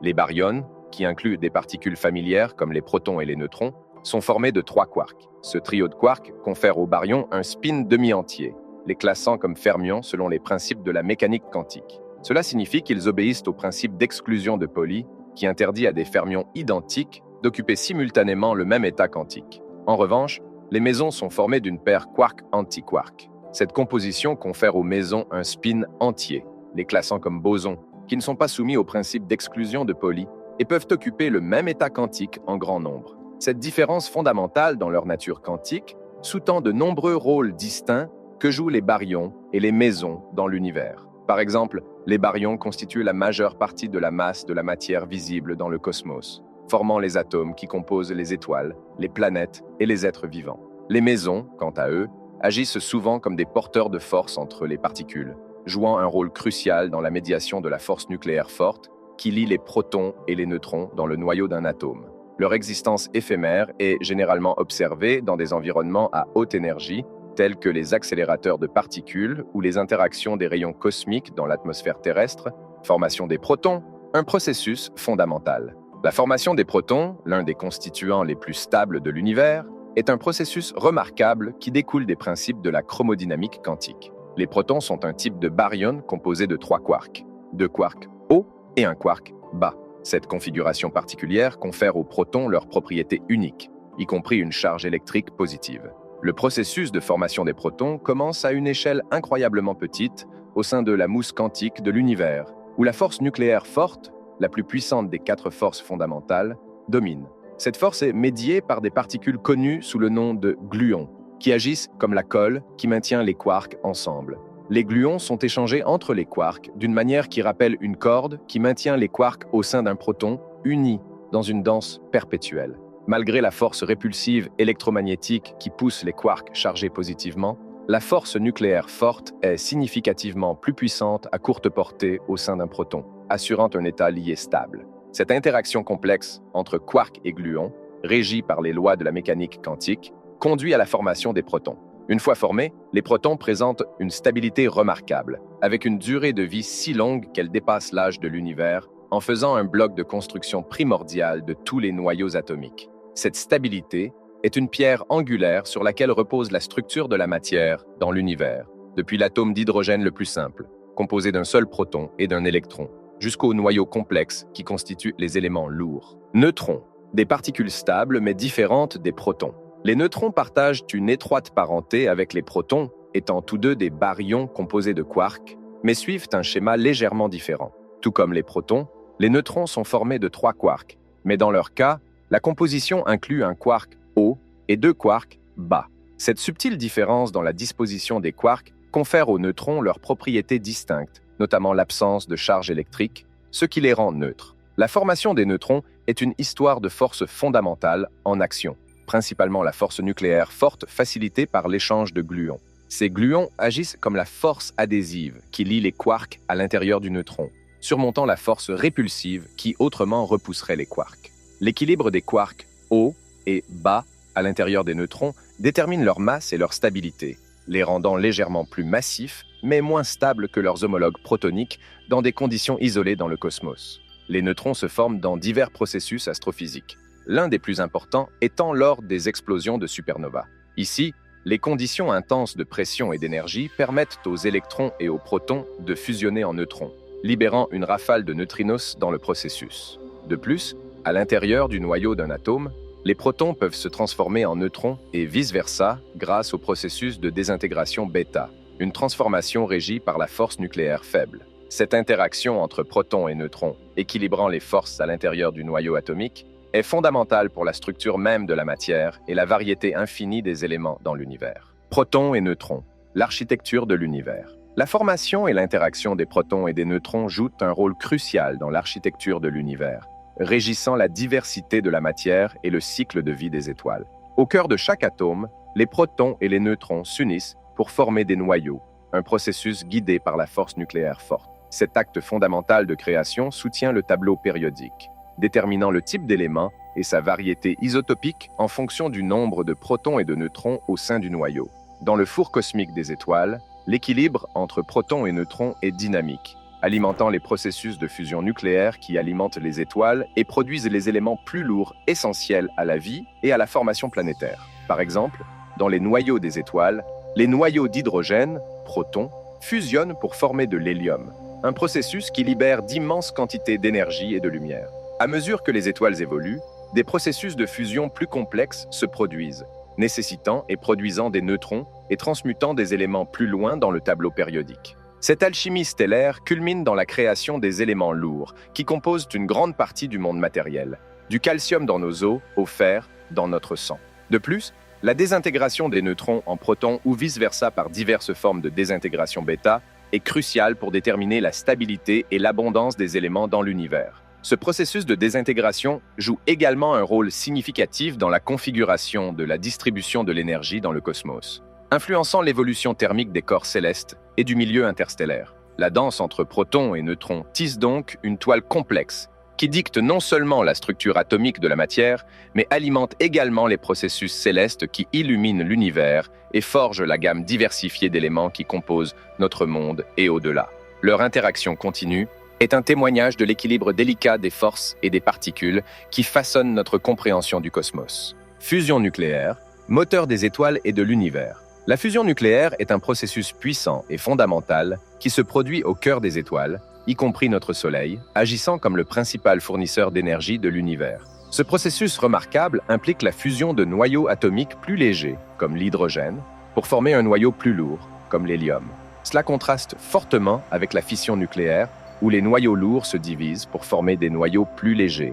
La fusion des noyaux libère une quantité d'énergie immense, bien plus que toute réaction chimique ne le pourrait, car elle exploite la masse des noyaux eux-mêmes, convertissant une petite fraction de cette masse en énergie selon la fameuse équation d'Einstein, E égale mc², où E représente l'énergie, m est la masse et c est la vitesse de la lumière. La fusion se produit lorsque les noyaux atomiques sont soumis à des températures et des pressions extrêmement élevées, des conditions si intenses que les électrons sont arrachés, créant un plasma, un état de la matière composé de particules chargées libres. Dans ces conditions, la force électromagnétique répulsive entre les noyaux chargés positivement est surmontée par la force nucléaire forte lorsqu'ils se rapprochent suffisamment, leur permettant de se combiner ou de fusionner. Ce processus n'alimente pas seulement les étoiles, mais joue également un rôle crucial dans la production de presque tous les éléments plus lourds que l'hydrogène dans l'univers, à travers une variété de réactions de fusion. Par exemple, dans le Soleil, les noyaux d'hydrogène fusionnent pour former de l'hélium dans un processus en plusieurs étapes connu sous le nom de chaîne proton-proton. Dans des étoiles plus massives, des cycles de fusion plus complexes se produisent, comme le cycle carbone-azote-oxygène, qui contribue encore plus à l'abondance cosmique des éléments. La quête de l'humanité pour exploiter la fusion nucléaire sur Terre vise à reproduire ce processus stellaire, offrant le potentiel d'une source d'énergie quasi illimitée et propre. Malgré les défis techniques impliqués pour atteindre les conditions nécessaires à une fusion contrôlée, son application réussie révolutionnerait la production d'énergie, fournissant une solution durable et respectueuse de l'environnement aux besoins énergétiques mondiaux. Fusion nucléaire dans l'univers primitif, la nucléosynthèse du Big Bang. La fusion nucléaire dans l'univers primitif s'est développée au cours d'une période connue sous le nom de nucléosynthèse du Big Bang, une phase cruciale qui a eu lieu environ 3 à 20 minutes après le Big Bang, il y a environ 13 milliards 800 millions d'années. Cette époque fut fondamentale pour façonner la composition élémentaire de l'univers, alors qu'il se refroidissait depuis un état initial de température et de densité inimaginablement élevé. Pendant les premiers instants suivant le Big Bang, l'univers était un plasma dense et brûlant de quarks et de gluons. À mesure qu'il s'est étendu, il s'est suffisamment refroidi pour que les quarks se combinent en protons et en neutrons. Cependant, les conditions étaient encore trop chaudes pour que les électrons se lient au noyau, formant un plasma de particules chargées. À mesure que l'univers continuait à se refroidir et à s'étendre, il atteignit une température et une densité critiques qui permirent à la fusion nucléaire de se dérouler. Le premier et le plus crucial processus de fusion impliquait des protons, noyaux d'hydrogène, et des neutrons se fusionnant pour former du deutérium, hydrogène lourd, libérant une petite quantité d'énergie dans le processus.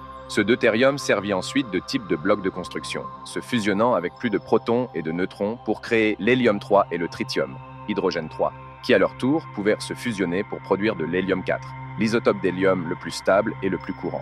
Pendant la nucléosynthèse du Big Bang, l'expansion et le refroidissement rapide de l'univers ont signifié que les conditions étaient favorables à la fusion nucléaire seulement pendant un bref instant.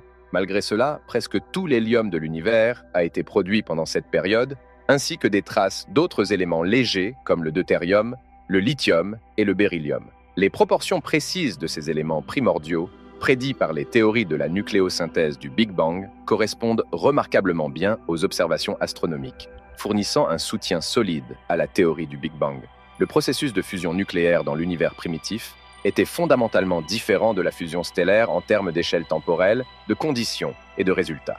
Alors que les étoiles fusionnent des éléments pendant des milliards d'années, la nucléosynthèse du Big Bang fut un événement unique qui se produisit dans un environnement universel en changement rapide, préparant le terrain pour l'évolution chimique du cosmos. Les protons et la fusion nucléaire, architectes de l'univers primitif. Dans les moments naissants suivant le Big Bang, Les protons ont joué un rôle crucial dans l'orchestration de la fusion nucléaire précoce, établissant les éléments fondamentaux de l'univers tel que nous le connaissons. En tant que vestige du refroidissement du Big Bang, les protons, qui sont des noyaux d'hydrogène, étaient abondants et prêts à participer à la symphonie de la création qui s'est déroulée pendant la période de la nucléosynthèse du Big Bang. L'univers était suffisamment dense et chaud pour que la fusion nucléaire se produise, mais seulement pendant une courte fenêtre. Sur ce fond d'énergie élevé, les protons ont initié la première étape de la chaîne de réaction, qui a conduit à la formation de l'hélium, le deuxième élément le plus abondant de l'univers. Le processus a commencé par des protons entrant en collision et se fusionnant avec des neutrons pour former du deutérium, un isotope lourd de l'hydrogène, libérant un photon dans le processus. Cette étape initiale était cruciale. Malgré l'apparente simplicité de la réaction, la formation du deutérium fut un goulot d'étranglement dans l'univers primitif en raison des températures élevées. Les noyaux de deutérium étaient fréquemment désintégrés par les photons énergétiques avant de pouvoir participer à d'autres fusions. Une fois que l'univers s'est suffisamment étendu et refroidi pour réduire l'énergie des photons en dessous du seuil capable de briser le deutérium, la voie était libre pour les étapes de fusion suivantes. Avec le deutérium comme tremplin, les protons pouvaient alors se combiner avec lui progressivement, construisant le stock initial d'hélium de l'univers à travers une série de réactions de fusion. Cette période transformatrice a vu les protons au cœur même de l'alchimie cosmique, alimentant la synthèse de nouveaux noyaux et façonnant efficacement la composition élémentaire de l'univers primitif. Ainsi, le rôle des protons dans la fusion nucléaire précoce fut fondamental, marquant le début de la transition de l'univers d'une soupe primordiale de particules à un cosmos rempli d'une gamme diversifiée d'éléments. Leur présence abondante et la simplicité de la fusion de l'hydrogène ont jeté les bases de la chimie complexe qui, en fin de compte, donnerait naissance aux étoiles, aux galaxies et à la vie elle-même. La formation des premiers éléments par la fusion nucléaire, un chapitre monumental de l'histoire cosmique, a eu lieu peu après le Big Bang, un événement cataclysmique qui a marqué la création de l'univers. À mesure que l'univers s'est rapidement étendu, il s'est refroidi depuis son état initial inimaginablement chaud, préparant le terrain pour les premiers actes de nucléosynthèse. Le processus a commencé avec l'élément le plus simple, l'hydrogène, qui dominait la soupe élémentaire de l'univers primitif. Les protons, les noyaux des atomes d'hydrogène, avec les neutrons, ont commencé à se combiner sous les températures et les densités extrêmes de l'univers primitif, formant le premier noyau complexe, le deutérium, ou hydrogène lourd, qui consiste en un proton et un neutron. La création du deutérium a été une étape critique et a servi de passerelle pour les processus de fusion supplémentaires. À partir du deutérium, la voie vers la formation de l'hélium-4, le prochain noyau stable, impliquait plusieurs étapes. Les noyaux de deutérium pouvaient fusionner avec des protons pour former de l'hélium-3, 2 protons et un neutron. Par la suite, les noyaux d'hélium-3 pouvaient entrer en collision entre eux, fusionnant pour produire de l'hélium-4 et libérant 2 protons dans l'environnement pour participer à d'autres réactions. Cette cascade de transition de fusion nucléaire ne s'est pas arrêtée avec l'hélium. Bien que dans des quantités beaucoup plus faibles, les réactions impliquant l'hélium et d'autres noyaux légers, tels que le deutérium et l'hélium-3, ont conduit à la formation de traces de lithium et de beryllium. Néanmoins, ces noyaux plus lourds étaient moins favorisés en raison des réactions de plus en plus exigeantes en termes d'énergie et de la rareté relative des réactifs appropriés. Ces premiers actes de fusion nucléaire, qui ont eu lieu dans les premières minutes de l'univers, ont établi un mélange primordial d'éléments principalement constitués d'hydrogène et d'hélium, avec des traces de lithium, de beryllium et, peut-être, de produits de désintégration du beryllium. Cette distribution élémentaire a jeté les bases pour la formation ultérieure des étoiles, des galaxies et, en fin de compte, de la complexité chimique nécessaire à la vie.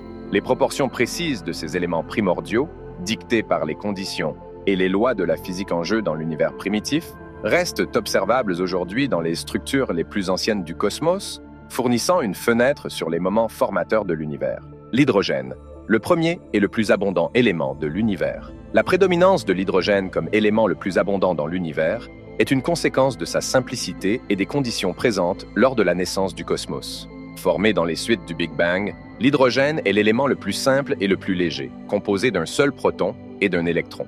Cette simplicité en a fait le premier élément à émerger à mesure que l'univers se refroidissait depuis son état initial chaud et dense. Pendant le Big Bang, l'univers était un chaudron bouillonnant d'énergie. À mesure qu'il s'est étendu et refroidi, les particules élémentaires ont commencé à se regrouper en protons et neutrons. Le refroidissement de l'univers a permis à ces protons et neutrons de commencer à former les noyaux les plus simples à commencer par l'hydrogène. Compte tenu de l'abondance de protons créés et de la relative simplicité de capturer un électron pour former un atome neutre, l'hydrogène a rapidement dominé la composition élémentaire de l'univers primitif. De plus, les conditions nécessaires pour créer des éléments plus lourds pendant la nucléosynthèse du Big Bang étaient fugaces. Et le processus favorisait la formation de l'hydrogène et de l'hélium, l'hélium étant le prochain noyau le plus simple, composé de 2 protons et généralement de 2 neutrons. Bien qu'une petite quantité de lithium ait été produite, l'univers primitif manquait des conditions nécessaires, en particulier des pressions et des températures extrêmes que l'on trouve dans les étoiles, pour favoriser la formation d'éléments plus lourds à ce stade. Cette production primordiale a établi le terrain pour l'abondance de l'hydrogène. Les étoiles ont encore consolidé l'omniprésence de l'hydrogène à travers leur processus de cycle de vie. Les étoiles sont essentiellement des réacteurs de fusion nucléaire massifs qui fusionnent des atomes d'hydrogène en hélium et, éventuellement, en éléments plus lourds dans leur phase ultérieure. Cependant, étant donné que les étoiles commencent leur vie en fusionnant de l'hydrogène et la vaste quantité d'hydrogène nécessaire pour alimenter une étoile pendant des millions à des milliards d'années, l'hydrogène reste l'élément le plus répandu dans l'univers. Ainsi, la simplicité de l'hydrogène, combinée aux conditions de l'univers à sa naissance et aux processus en cours au sein des étoiles, assure que l'hydrogène n'a pas seulement été le premier élément à peupler l'univers, mais qu'il reste également le plus abondant. La formation de l'hydrogène comme élément le plus abondant et le plus simple de l'univers a joué un rôle fondamental dans le développement du cosmos. Après le Big Bang, l'univers était principalement une vaste étendue de gaz d'hydrogène intercalés avec de l'hélium et des traces de lithium. Cette composition primordiale a établi le terrain pour toute l'évolution cosmique subséquente. L'influence de l'hydrogène sur le développement de l'univers est profonde et multifacette. Initialement, il a servi de matière première pour les premières étoiles. Les forces gravitationnelles ont attiré des nuages de gaz d'hydrogène, les comprimant jusqu'à ce que les pressions et les températures dans leur noyau enflamment la fusion nucléaire. Ces étoiles de première génération, ou étoiles de population 3, ont transformé l'hydrogène en hélium et, plus tard dans leur cycle de vie, en éléments plus lourds. Ce processus n'a pas seulement illuminé l'univers, dissipant les âges sombres cosmiques, mais a également semé le cosmos avec le matériau nécessaire à la formation de futures étoiles, planètes et, en fin de compte, de la vie. De plus, la distribution du gaz d'hydrogène a joué un rôle clé dans la structure à grande échelle de l'univers. Les régions de densité légèrement plus élevées dans l'univers primitif presque uniforme ont attiré plus de gaz par gravité, conduisant à la formation de galaxies. Les vastes nuages d'hydrogène au sein de ces galaxies naissantes sont devenus les pépinières pour les générations suivantes d'étoiles. En outre, la simplicité et l'abondance de l'hydrogène en font un marqueur essentiel pour comprendre l'évolution de l'univers. Ces spectres d'absorption et d'émission fournissent aux astronomes des outils pour mesurer l'expansion de l'univers, déterminer l'âge des galaxies et étudier la formation des étoiles et des systèmes planétaires. De plus, l'hydrogène est fondamental pour l'existence de la vie telle que nous la connaissons. Non seulement c'est un composant clé de l'eau, mais la fusion de l'hydrogène en hélium alimente le Soleil, fournissant l'énergie essentielle à la vie sur Terre. La conversion des atomes d'hydrogène en éléments plus lourds au sein des étoiles a également fourni la diversité chimique nécessaire pour les molécules complexes qui constituent les organismes vivants. En somme, la formation de l'hydrogène a jeté les bases de la complexité et de la beauté observées dans le cosmos aujourd'hui.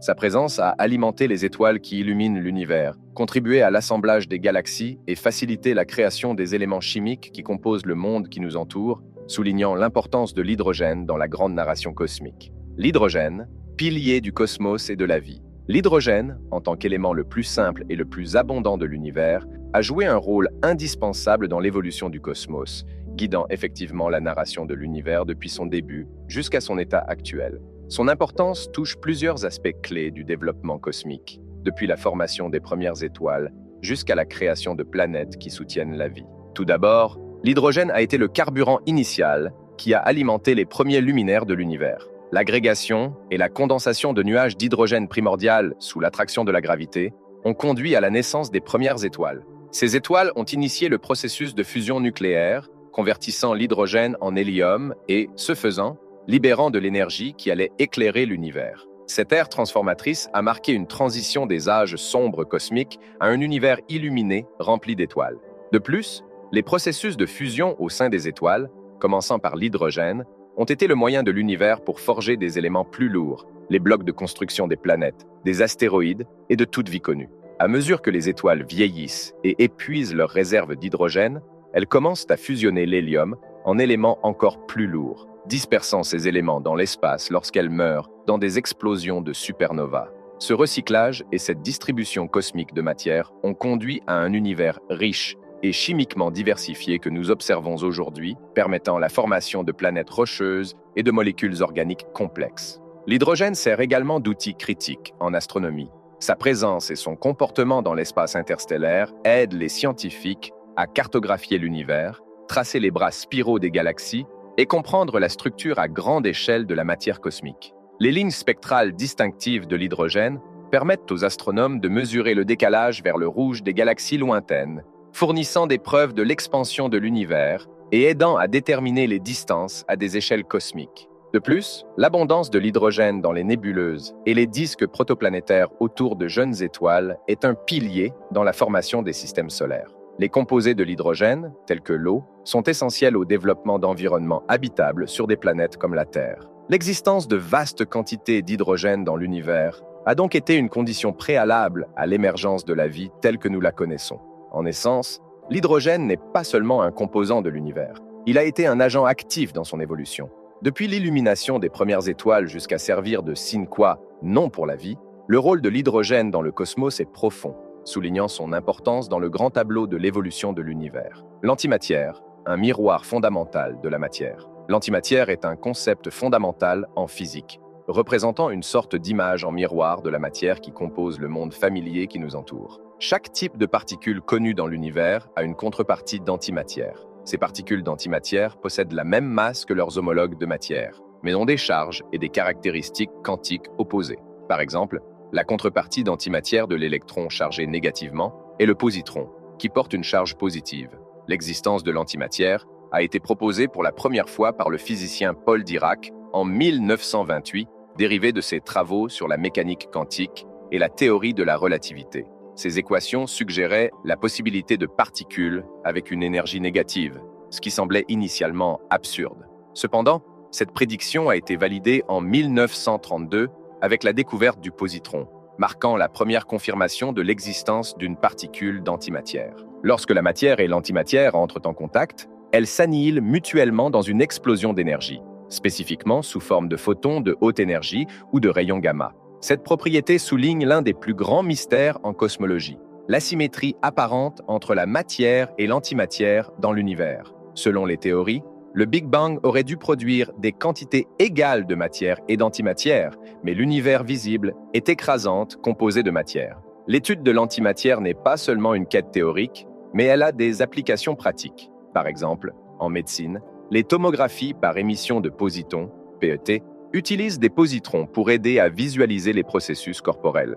Comprendre l'antimatière ouvre également des possibilités de technologies futures, telles que la propulsion par antimatière pour les vaisseaux spatiaux, qui, bien que spéculative et extrêmement difficile à réaliser, utiliserait l'énergie immense libérée de l'annihilation de la matière et de l'antimatière pour propulser des voyages à travers de vastes distances cosmiques. Ainsi, l'antimatière représente à la fois un aspect fondamental de la physique des particules et une frontière de découverte cosmique et technologique, incarnant certains des mystères et potentiels les plus profonds de l'univers. L'antimatière diffère de la matière sous plusieurs aspects fondamentaux, reflétant ce qui peut être considéré comme une relation d'image en miroir entre les deux. Au cœur de cette relation se trouvent les propriétés contrastées qui définissent les particules de matière et d'antimatière. Charge électrique, c'est l'un des aspects les plus fondamentaux. Les particules d'antimatière portent la charge électrique opposée à leurs homologues de matière. Par exemple, tandis qu'un électron, une particule de matière, a une charge négative, son équivalent d'antimatière, le positron, porte une charge positive. Propriété quantique. Au-delà de la charge, les particules d'antimatière ont également des valeurs opposées pour certains autres nombres quantiques par rapport aux particules de matière. Ces nombres quantiques incluent des propriétés telles que le nombre baryonique, le nombre leptonique et la strangeness, étrangeté, qui sont conservées dans des types spécifiques d'interactions de particules. Interaction gravitationnelle. Bien que cela ne soit pas encore confirmé expérimentalement en raison des défis liés à l'observation de l'antimatière dans des conditions gravitationnelles, il est prédit théoriquement que l'antimatière interagit avec la gravité de la même manière que la matière. Cela dit, vérifier cela est un objectif critique de la physique moderne, avec des expériences comme celles menées avec des atomes d'antihydrogène dans le laboratoire CERN, cherchant à apporter un éclairage sur cette question. Annihilation, matière-antimatière. Peut-être que la différence la plus dramatique est ce qui se passe lorsque la matière et l'antimatière entrent en contact direct. Elles s'annihilent mutuellement, convertissant leur masse en énergie, typiquement sous forme de rayons gamma, selon l'équation d'Einstein E égale mc². Ce processus est hautement énergétique et efficace, contrastant fortement avec les interactions des particules de matière entre elles, qui ne se traduisent pas par une conversion totale en énergie. L'existence de l'antimatière et ses propriétés soulèvent des questions profondes sur l'évolution de l'univers. La théorie du Big Bang suggère que la matière et l'antimatière ont été créées en quantités égales. Cependant, l'univers observable est dominé par la matière. Comprendre pourquoi ce que l'on appelle le problème de l'asymétrie matière-antimatière reste l'une des principales questions non résolues en physique. Cette différence fondamentale et la recherche de réponses soulignent la complexité riche et la symétrie sous-jacente des lois de l'univers. L'asymétrie matière-antimatière, également connue sous le nom d'asymétrie baryonique, se réfère au déséquilibre observé entre la matière et l'antimatière dans l'univers, malgré les prédictions théoriques et les preuves expérimentales qui suggèrent que le Big Bang aurait dû produire des quantités égales de matière et d'antimatière.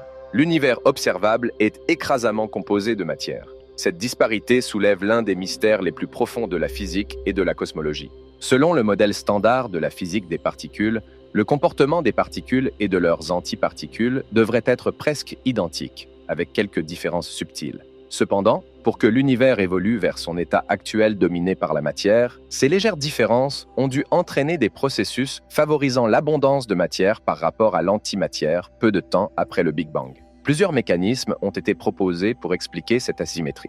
La symétrie CP postule que les lois de la physique devraient rester inchangées si une particule est remplacée par son antiparticule, conjugaison de charge C, et si ses coordonnées spatiales sont inversées, inversion de parité P. Cependant, les expériences ont observé des violations de la symétrie CP dans certaines interactions de la force faible, ce qui suggère que, sous certaines conditions, l'univers pourrait montrer une préférence pour la matière par rapport à l'antimatière. La baryogenèse est un cadre théorique qui tente d'expliquer comment l'univers primitif a traversé une phase qui a produit préférentiellement plus de baryons, particules comme les protons et les neutrons, que d'antibaryons. Cela aurait résulté en la matière résiduelle qui compose les étoiles, les planètes et les galaxies que nous observons aujourd'hui.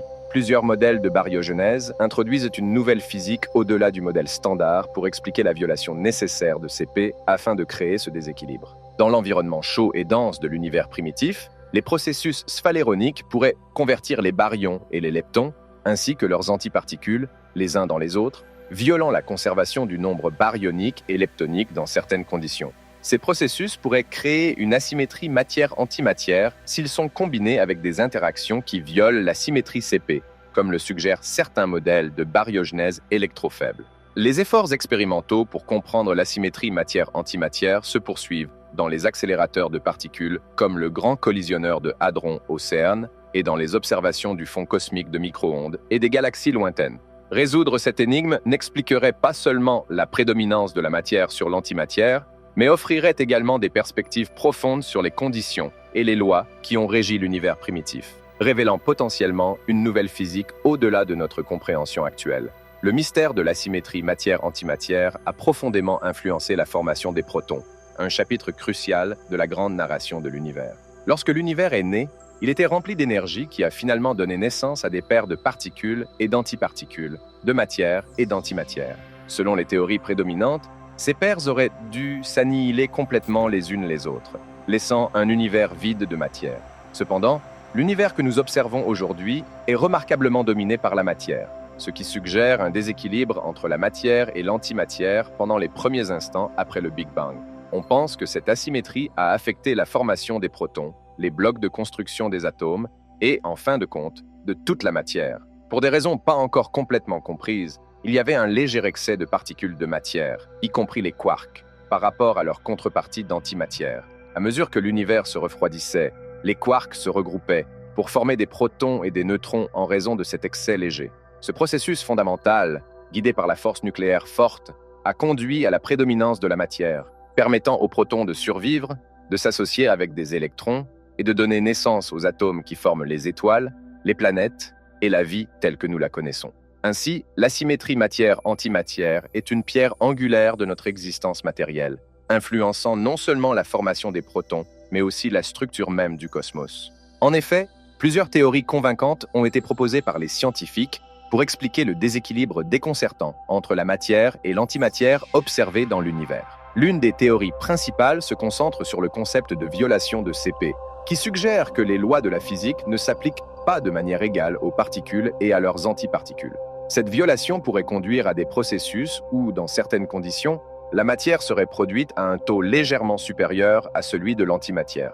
La théorie de la violation de CP a été partiellement observée dans des expériences avec certaines particules subatomiques comme les kaons et les mésons B, offrant un indice tentant que de tels déséquilibres peuvent se produire et pourraient avoir joué un rôle dans l'univers primitif. Une autre idée intrigante est liée au concept de leptogenèse, qui postule que la désintégration des neutrinos lourds dans l'univers primitif pourrait créer un excès de leptons, une classe de particules qui inclut les électrons par rapport aux antileptons. Cette asymétrie des leptons pourrait ensuite se transformer en asymétrie baryonique, le déséquilibre entre la matière et l'antimatière que nous observons, à travers des processus gouvernés par la force électrofaible, l'une des forces fondamentales de l'univers. Une troisième théorie explore la possibilité d'une nouvelle physique au-delà du modèle standard, impliquant des particules ou des forces supplémentaires qui pourraient expliquer la divergence. Ces particules hypothétiques et leurs interactions pourraient avoir conduit à des processus dans l'univers primitif qui favorisaient la production de matière par rapport à l'antimatière. Chacune de ces théories tente de répondre à l'énigme persistante de pourquoi notre univers est composé presque entièrement de matière. Bien qu'aucune d'entre elles n'ait été définitivement prouvée, les expériences et observations en cours, y compris celles menées dans les accélérateurs de particules et les études cosmologiques, continuent de chercher des indices qui pourraient confirmer ou infirmer ces théories. La quête de compréhension du déséquilibre entre la matière et l'antimatière ne remet pas seulement en question notre compréhension des forces et particules fondamentales, mais cherche aussi à dévoiler les origines mêmes de l'univers. La matière noire est l'un des composants les plus intrigants et insaisissables de l'univers. Bien qu'invisible et non observable directement par les télescopes qui détectent la lumière ou d'autres formes de rayonnement électromagnétique, la matière noire joue un rôle crucial dans le cosmos. Elle constitue environ 25% de la densité de masse-énergie totale de l'univers, en contraste marqué avec la matière baryonique ordinaire, la matière qui compose les étoiles, les planètes et les organismes vivants, qui ne représente qu'environ 5%. Le terme noir indique que cette substance n'émet, n'absorbe ni ne reflète aucune forme de rayonnement électromagnétique, ce qui la rend complètement invisible et détectable uniquement par ses effets gravitationnels. L'existence de la matière noire a été inférée pour la première fois par l'astronome suisse Fritz Zwicky dans les années 1930 à travers des observations de l'amas de Coma, où il remarqua que les galaxies à l'intérieur de l'amas se déplaçaient beaucoup plus rapidement qu'elles ne le devraient en fonction de la masse visible de l'amas. Cela suggérait la présence d'une masse non vue qui contribuait à une attraction gravitationnelle supplémentaire. Plus de preuves de la matière noire proviennent des observations des courbes de rotation des galaxies par Vera Rubin et Kent Ford dans les années 1970. Ils ont découvert que les étoiles dans les galaxies tournent à des vitesses qui devraient les faire s'échapper si seule la matière visible était présente, impliquant l'existence d'une masse non vue qui les maintient ensemble. De plus, la lentille gravitationnelle, la courbure de la lumière d'objets lointains par des objets massifs tels que les galaxies et les amas de galaxies, fournit davantage de preuves de la matière noire, car la quantité de courbure observée est trop grande pour être causée uniquement par la matière visible. La nature de la matière noire est l'un des plus grands mystères de la physique moderne. Bien que nous ayons une bonne compréhension de sa présence et du rôle crucial qu'elle joue dans la structure et l'évolution de l'univers, comme aider à former et stabiliser les galaxies, sa composition exacte reste inconnue. Plusieurs candidats ont été proposés, y compris les WIMPs, particules massives à interaction faible, les actions et les neutrinos stériles, mais jusqu'à présent, aucun n'a été détecté de manière concluante. Comprendre la matière noire est essentiel, non seulement pour la cosmologie et l'étude de la structure à grande échelle de l'univers, mais aussi pour combler le fossé entre la physique connue et la physique de l'univers inconnu. La matière noire joue un rôle fondamental dans la formation et l'évolution de l'univers, agissant comme le cadre invisible sur lequel se construisent les structures visibles que nous observons. Son influence commence dans l'univers très primitif et s'étend tout au long de l'histoire cosmique, façonnant le vaste réseau cosmique et la formation des galaxies et des amas de galaxies. Après le Big Bang, l'univers était une soupe presque uniforme de particules, mais contenait de légères fluctuations de densité. La matière noire n'étant pas affectées par les forces électromagnétiques et donc ne perdant pas d'énergie par le rayonnement, commença à se regrouper sous l'influence de la gravité dans ces régions plus denses. Ces groupes de matière noire créèrent des puits gravitationnels, des zones de plus grande attraction gravitationnelle qui attirèrent la matière baryonique, ordinaire. L'accumulation de matière noire dans l'univers primitif servit de graines autour desquelles le gaz et la poussière pure se rassemblaient. À mesure que la matière baryonique tombait dans les puits gravitationnels créés par ces groupes de matière noire, elle commença à former les premières étoiles et galaxies. Sans la présence de la matière noire, les forces gravitationnelles n'auraient pas été suffisamment fortes pour surmonter la pression et la température du gaz primordial, retardant ou même empêchant la formation des étoiles et des galaxies telles que nous les connaissons.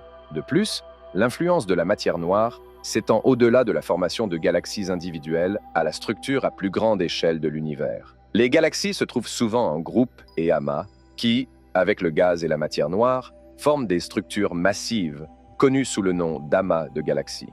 Ces amas sont connectés par des filaments de matière noire et de galaxies, créant un réseau cosmique qui s'étend sur tout l'univers. La distribution et la densité de la matière noire influencent la taille, la forme et la distribution de ces structures.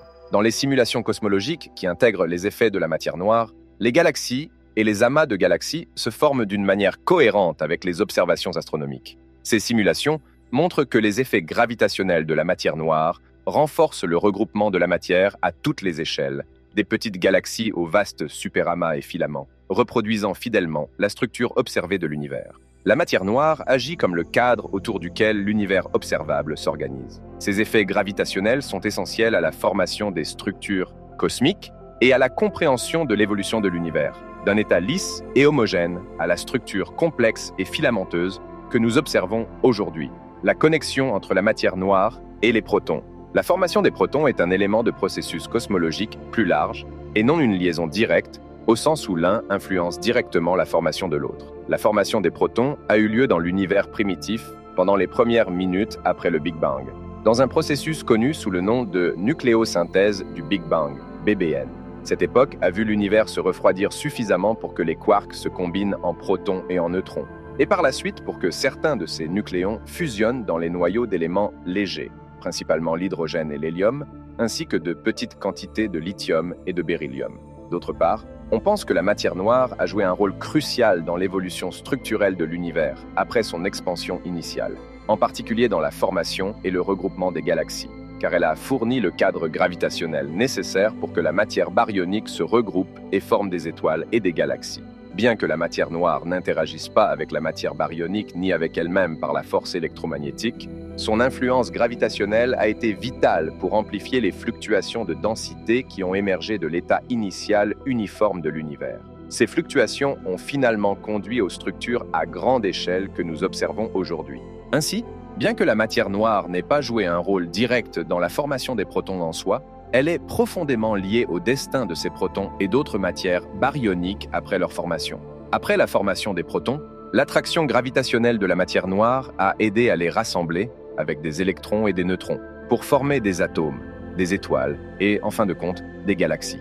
Cette interaction entre la matière noire et la matière baryonique sous-tend la structure à grande échelle du cosmos et dicte la distribution et l'évolution des galaxies dans tout l'univers. La relation entre la matière noire et les protons, et plus largement la formation des atomes, concerne davantage le contexte dans lequel ces blocs de construction fondamentaux ont finalement contribué à la structure observable de l'univers, plutôt qu'une connexion causale ou interactive directe. Les accélérateurs de particules modernes, comme le Grand Collisionneur de Hadron, LHC au CERN, simulent les conditions de l'univers primitif à une échelle minuscule en recréant les densités d'énergie incroyablement élevées qui existaient peu de temps après le Big Bang. Cela se fait en accélérant les particules à des vitesses proches de la lumière, puis en les collisionnant.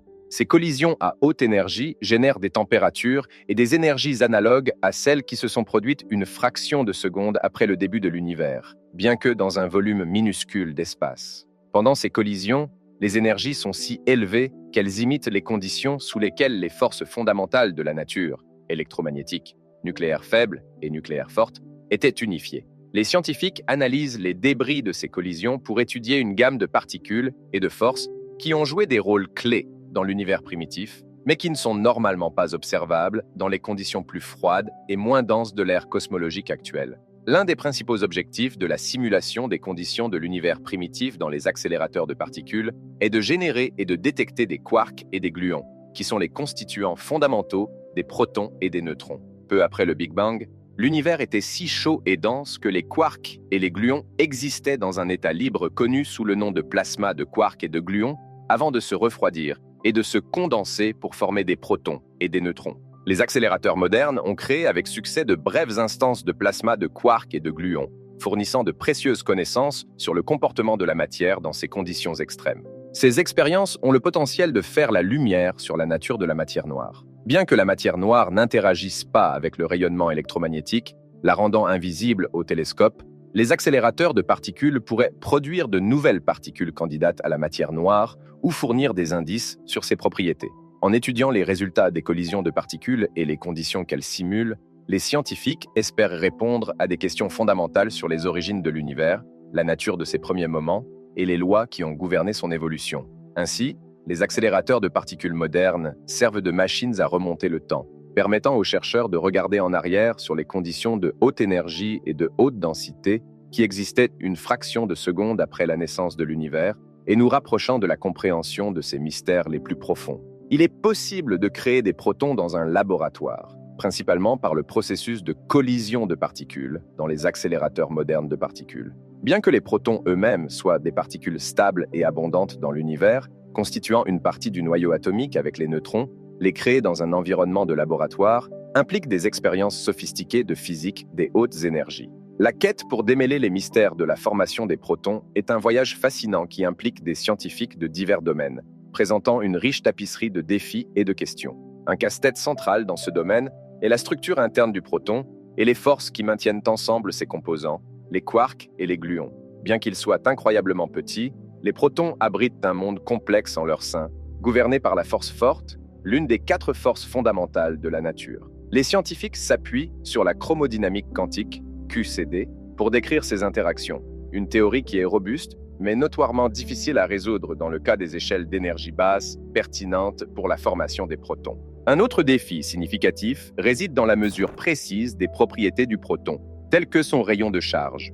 Des expériences récentes ont produit des résultats contradictoires, suscitant des débats et la nécessité d'outils expérimentaux et théoriques plus raffinés. De plus, comprendre la désintégration du proton, un processus prédit par plusieurs théories de grande unification, mais encore non observées, pose un défi redoutable. La désintégration du proton impliquerait que les protons ne sont pas véritablement stables, mais qu'ils ont une durée de vie immensément longue, ce qui aurait des implications sur la stabilité de la matière et le destin ultime de l'univers. Chacun de ces défis représente une pièce du complexe puzzle de notre univers, stimulant une recherche scientifique incessante et l'innovation technologique. Le modèle standard de la physique des particules fournit un cadre fondamental pour comprendre les particules et les forces fondamentales de l'univers, y compris la formation des protons.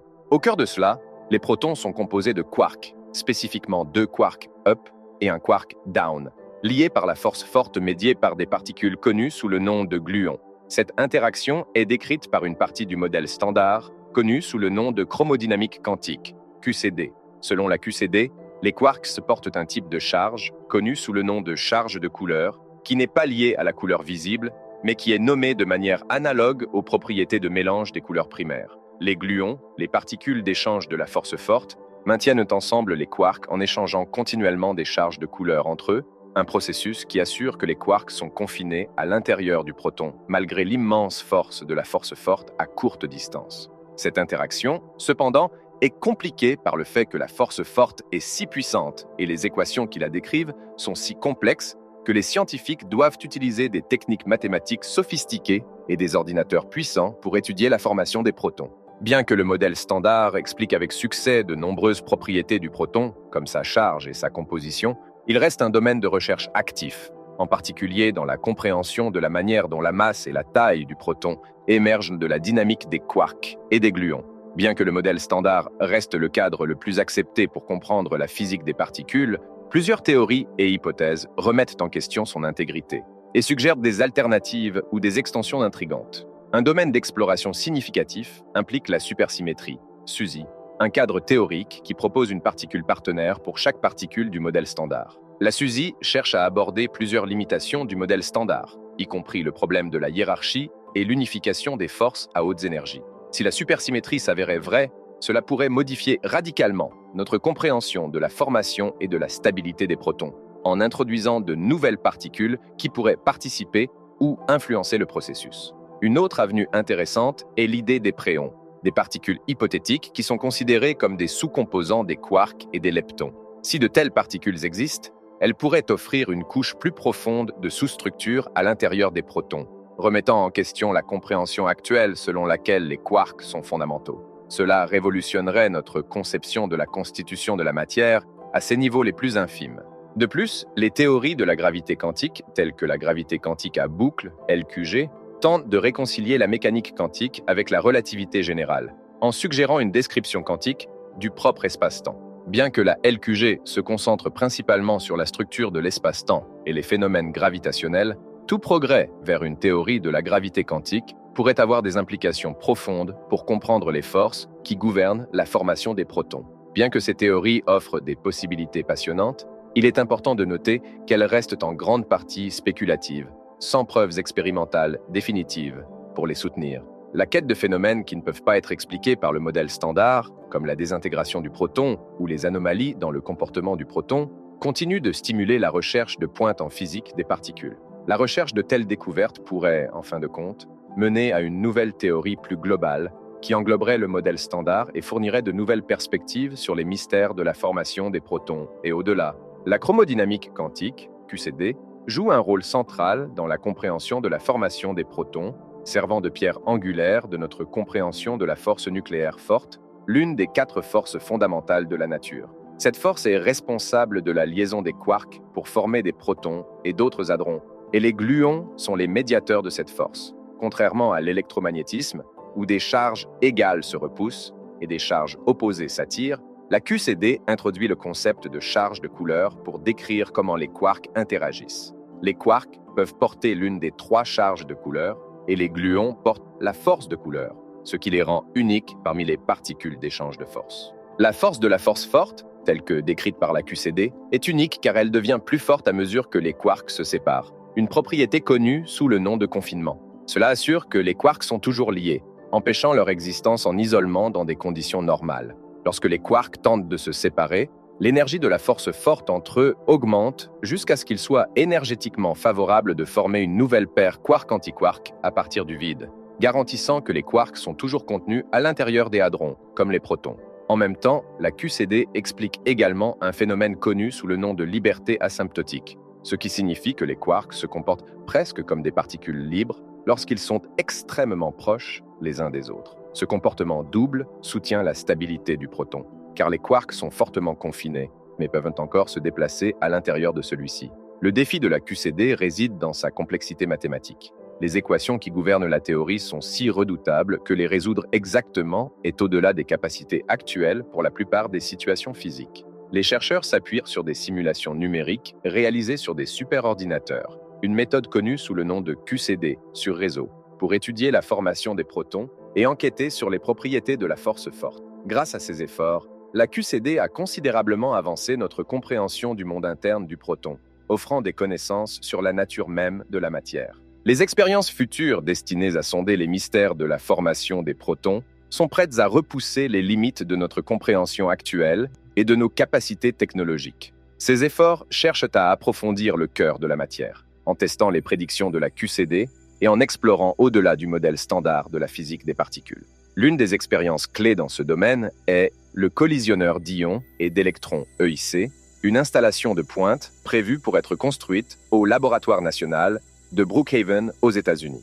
L'EIC est conçu pour accélérer les électrons et les protons ou ions plus lourds à des vitesses proches de celles de la lumière avant de les faire entrer en collision. Cela permettra aux scientifiques d'étudier les quarks et les gluons à l'intérieur des protons avec une précision sans précédent, apportant des éclaircissements sur la manière dont ces particules fondamentales donnent naissance aux propriétés du proton, telles que sa masse et son spin. Une autre expérience significative est la mise à niveau prévue du grand collisionneur de hadrons, LHC, au CERN, connu sous le nom de LHC à haute luminosité, HL-LHC.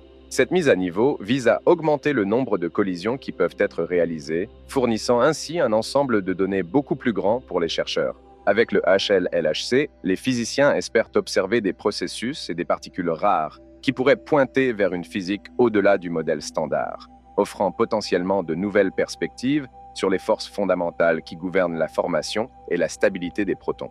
En plus des expériences avec les collisionneurs, il y a des efforts en cours et planifiés dans les calculs de QCD sur réseau.